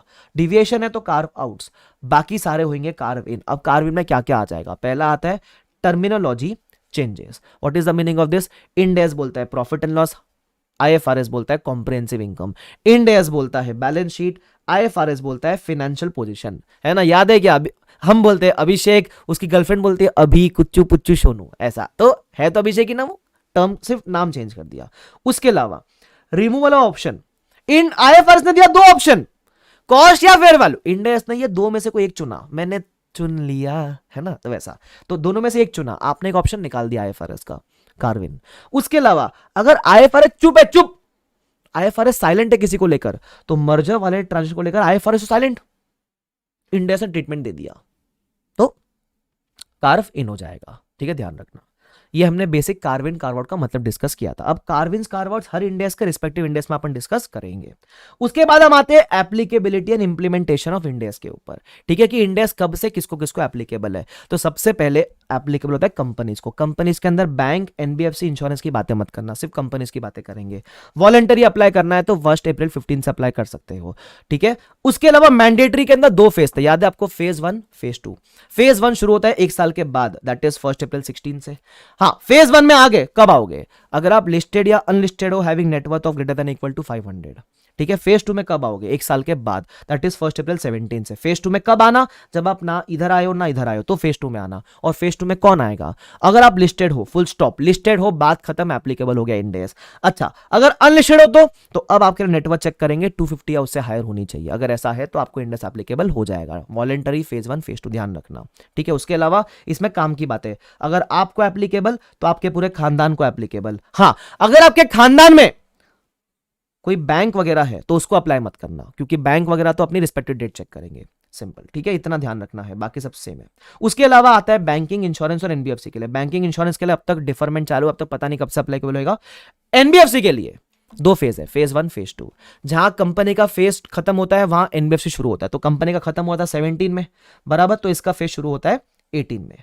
ठीक है, तो 18 से फेज 1 चेक करना, criteria same, listed, unlisted, having net worth of greater than equal to 500। Phase 2 कब, सारे लिस्टेड, फुल स्टॉप, लिस्टेड हो फेज 2 में फॉल कर जाओगे। Unlisted, having net worth of greater than equal to 250 crore. ध्यान रखना, यहां भी ध्यान रखना, यहां वॉलंटरी अडॉप्शन अलाउड नहीं था। उसके अलावा एक इंपॉर्टेंट लाइन, इंडेक्स जिंदगी में एक बार अप्लाई हुआ तो हर बार अप्लाई हो जाएगा। ठीक है, ध्यान रखना इस बात का। बस, तो अपन ने ये बेसिक बेसिक चीजें डिस्कस करी थी। आई होप आपको आज का सेशन समझ आता है। मैं अभी जा नहीं रहा हूं, I am there on the stream for 5 minutes. अगर आपको कुछ भी क्वेरीज है तो आप मुझसे पूछ सकते हो, और ऐसे मैं हर लेक्चर के एंड पे रहूंगा 5 से 10 मिनट, ताकि जो भी क्वेरीज आप मेरे से पूछ सकते हो, रिकॉर्डेड वाले, अगर आपको भी कोई क्वेरी आती है, टेलीग्राम ग्रुप पे आप एनरोल्ड हो, आप मुझे वहां पूछ सकते हो, आप मुझे पर्सनली मैसेज भी कर सकते हो। चिंता आपको करने की जरूरत नहीं है, मेरा फुल सपोर्ट अपने क्लास के स्टूडेंट्स के लिए रहेगा। ठीक है, तो अभी मैं फिलहाल आपसे जो भी आपको क्वेरी है पूछ लो। अगर मजा आया, ये बताओ, मजा आया, आपको समझ आया क्या जो मैंने पढ़ा है, ये और नो बता दो। तो मुझे फटाफट से बता दो आपको कैसा लगा आज का सेशन। कुछ डाउट है तो वो भी पूछ लो। आई होप आपको ये तरीका कि पूरा पढ़ो फिर रिवाइज करो, उससे आपको पूरा रिकॉल हो जाता है। ठीक है, तो आई होप दैट हेल्प्स। बाकी कुछ क्वेरी है तो पूछ लो। चलो, if my subsidies LLP will index be applicable, no, company होनी चाहिए वो। कंपेरेटिव वाला पॉइंट फिर से बता दो, पर इट इज वेरी सिंपल। वैसे ये कंपेरेटिव वाला पॉइंट काफी जगह पे आएगा जो अपन दूसरे इंडेक्सेस पढ़ेंगे, बट बेसिकली अगर आपको किसी साल इंडेक्स एप्लीकेबल हो गया, सपोज एनबीएफसी हो, तो एनबीएफसी में सपोज मैं फेज 2 में फॉल कर गया, तो मुझे करंट ईयर कब से अप्लाई होगा, 1920 से। तो अब आपके जो फाइनेंशियल्स है उसमें आपको प्रीवियस ईयर का कॉलम देना कंपलसरी होता है। तो आपके प्रीवियस ईयर बनेंगे 18-19 के बराबर। तो जो आपने इंडेक्स इधर अप्लाई किया करंट ईयर में, वही सारे इंडेक्स आपको प्रीवियस ईयर में भी अप्लाई करके नए फिगर्स निकालने पड़ेंगे। इसके लिए हमारे पास एक इंडेक्स है, first time adoption of index, उसमें ऐसा बातें होती है। तो मैं ऐसा डिटेल में गया नहीं, जैसे मैंने कहा था। क्लियर? यस। चलो सर प्लीज एक बार एसएमई वाला बता दो, मेरा लैग हो गया था इंटरनेट। एसएमई कुछ नहीं, एसएमई का मतलब होता है स्मॉल एंड मीडियम एंटरप्राइजेस का एक्सचेंज। ऐसे दो एक्सचेंज होते हैं, एक तो होता है बड़े कंपनीज का एक्सचेंज और एक होता है छोटी मोटी कंपनीज का एक्सचेंज। अगर आप छोटे मोटे एक्सचेंज पे लिस्टेड हो, वो वाले एक्सचेंज पे लिस्टेड हो, एसएमई एक्सचेंज पे, तो आपको इंडेक्स एप्लीकेबल नहीं है फिर, सिंपल। ठीक है, चलो। मोहम्मद साथ कहते हैं भाई मजा आ गया, क्या बात है। हसन कहते हैं डेली ब्रेक अराउंड 8:30 के आसपास होगा डेली बेसिस पे, ठीक है। चलो ठीक है। आकाश, अरे आकाश मेरे नाम का एक स्टूडेंट भी आकाश, वाह, आकाश राहुल कहते हैं मजा आ गया सर, क्या बात है, ठीक है। ठीक है, डन डन फिरोज भाई, डन, ठीक है, डन। ठीक है। आयशा कहती है difference between Ind AS and AS, AS और इंडेस के बीच में भी डिफरेंस होते हैं। मैंने बताया था ना स्टार्टिंग में, वो हमको सिर्फ 3-4 टॉपिक के लिए पढ़ने हैं, उसको कार्विन कार्वर्ट नहीं बोलते, एएस इंडेस के डिफरेंस को डिफरेंस ऐसे बोलते हैं बस, ऐसा। ठीक है। टेलीग्राम लिंक व्हाट्सएप पे डाल देना, डाल दूंगा, ठीक है। ठीक है, उसके अलावा बैंकिंग का 4th पॉइंट बता दो। अरे बैंक, इसका 4th पॉइंट सिंपल है। अगर बैंक किसी, सपोज आप एनबीएफसी हो, आपको एप्लीकेबल, तो आप सपोज आप पेरेंट हो तो आपकी कोई सब्सिडरी हो सकती है ना, तो अगर आपको एप्लीकेबल तो आपको पूरे खानदान को एप्लीकेबल, सिंपल, ठीक है। Yes Tushar, it will be covered in that case, उस केस में कवर्ड हो जाएगा। गुड सेशन सर, मजा आ गया, थैंक यू सो मच आरती। अरे दो आकाश है भाई, एक आकाश कोई तो और, तो अभी आकाश गर्ग भी है, वो बोलता मजा आ गया, वेरी गुड, ठीक है। At what time the recording will be uploaded, recording afternoon में अपलोड हो जाएगी डेली बेसिस पे। चलो फेज 2 14/17 से तो रिजर्व 31 मार्च 14 के बाद से देखना शुरू करना, 31 March 14 and onwards and thereafter, ऐसा, ठीक है। नहीं अभी नहीं आई है मानसी, यस करेक्ट। चलो तो thank you so much, I hope this helps, है ना। तो आई होप आपको मजा आ रहेगा। ये तो फर्स्ट डे है तो शुरुआत है ना, शुरुआत तो अच्छी हो जाती है तो अंत अपना अच्छा ही होगा, और बैच में बड़ा मजा आने वाला है, मैं बता दूं, है ना, ठीक है। क्योंकि और एक बात बता दूं आपको प्लीज, आज क्योंकि आपने भले लिमिटेड पढ़ा है, 10 मिनट निकालना और किताब खोल के देखना कि आज क्या पढ़ा था, और तभी कल आना।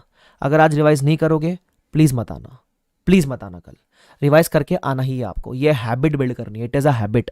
और एक बार आदत लग गई ना चाहते हुए भी रिवीजन मिस नहीं कर पाओगे, बराबर, इट इज अ हैबिट। अगर आपने हैबिट लगा दी कि मैं रिवाइज नहीं कर रहा, तो वो हैबिट रह जाएगी कि कभी रिवाइज नहीं करोगे। अगर आपने आज से हैबिट लगा दी कि मैं रोज रिवाइज करूंगा बैठ के, जो पढ़ाया सर ने, 5 मिनट लगे, 10 मिनट लगे, 20 मिनट लगे, जितना भी समय लगे, एक बार बस खुल के देख लेना। आज तो कुछ सॉल्विंग नहीं की, सिर्फ देखा अपन ने, तो देख लेना जितना पढ़ाया मैंने, अगर उतना भी कर लिया ना, वो हैबिट बिल्ड हो जाएगी। और एक बार हैबिट बिल्ड हो गई ना, फिर आपको जिंदगी में आगे बढ़ने से कोई नहीं रोक सकता। सीए बहुत आसान हो जाएगा आपके लिए, डेली रिवाइज करोगे तो। प्लीज रिवाइज करके आना। पूजा कहती है गेट सेशन। नेहा कहती है सर शुभम केसवानी सर को बुलाओ ना क्लास में, पक्का बुलाऊंगा। अभी मैं मुंबई में था, वो दिल्ली में रहते हैं, तो किसी दिन उनसे मुलाकात हुई तो बुलाऊंगा पक्का, ठीक है।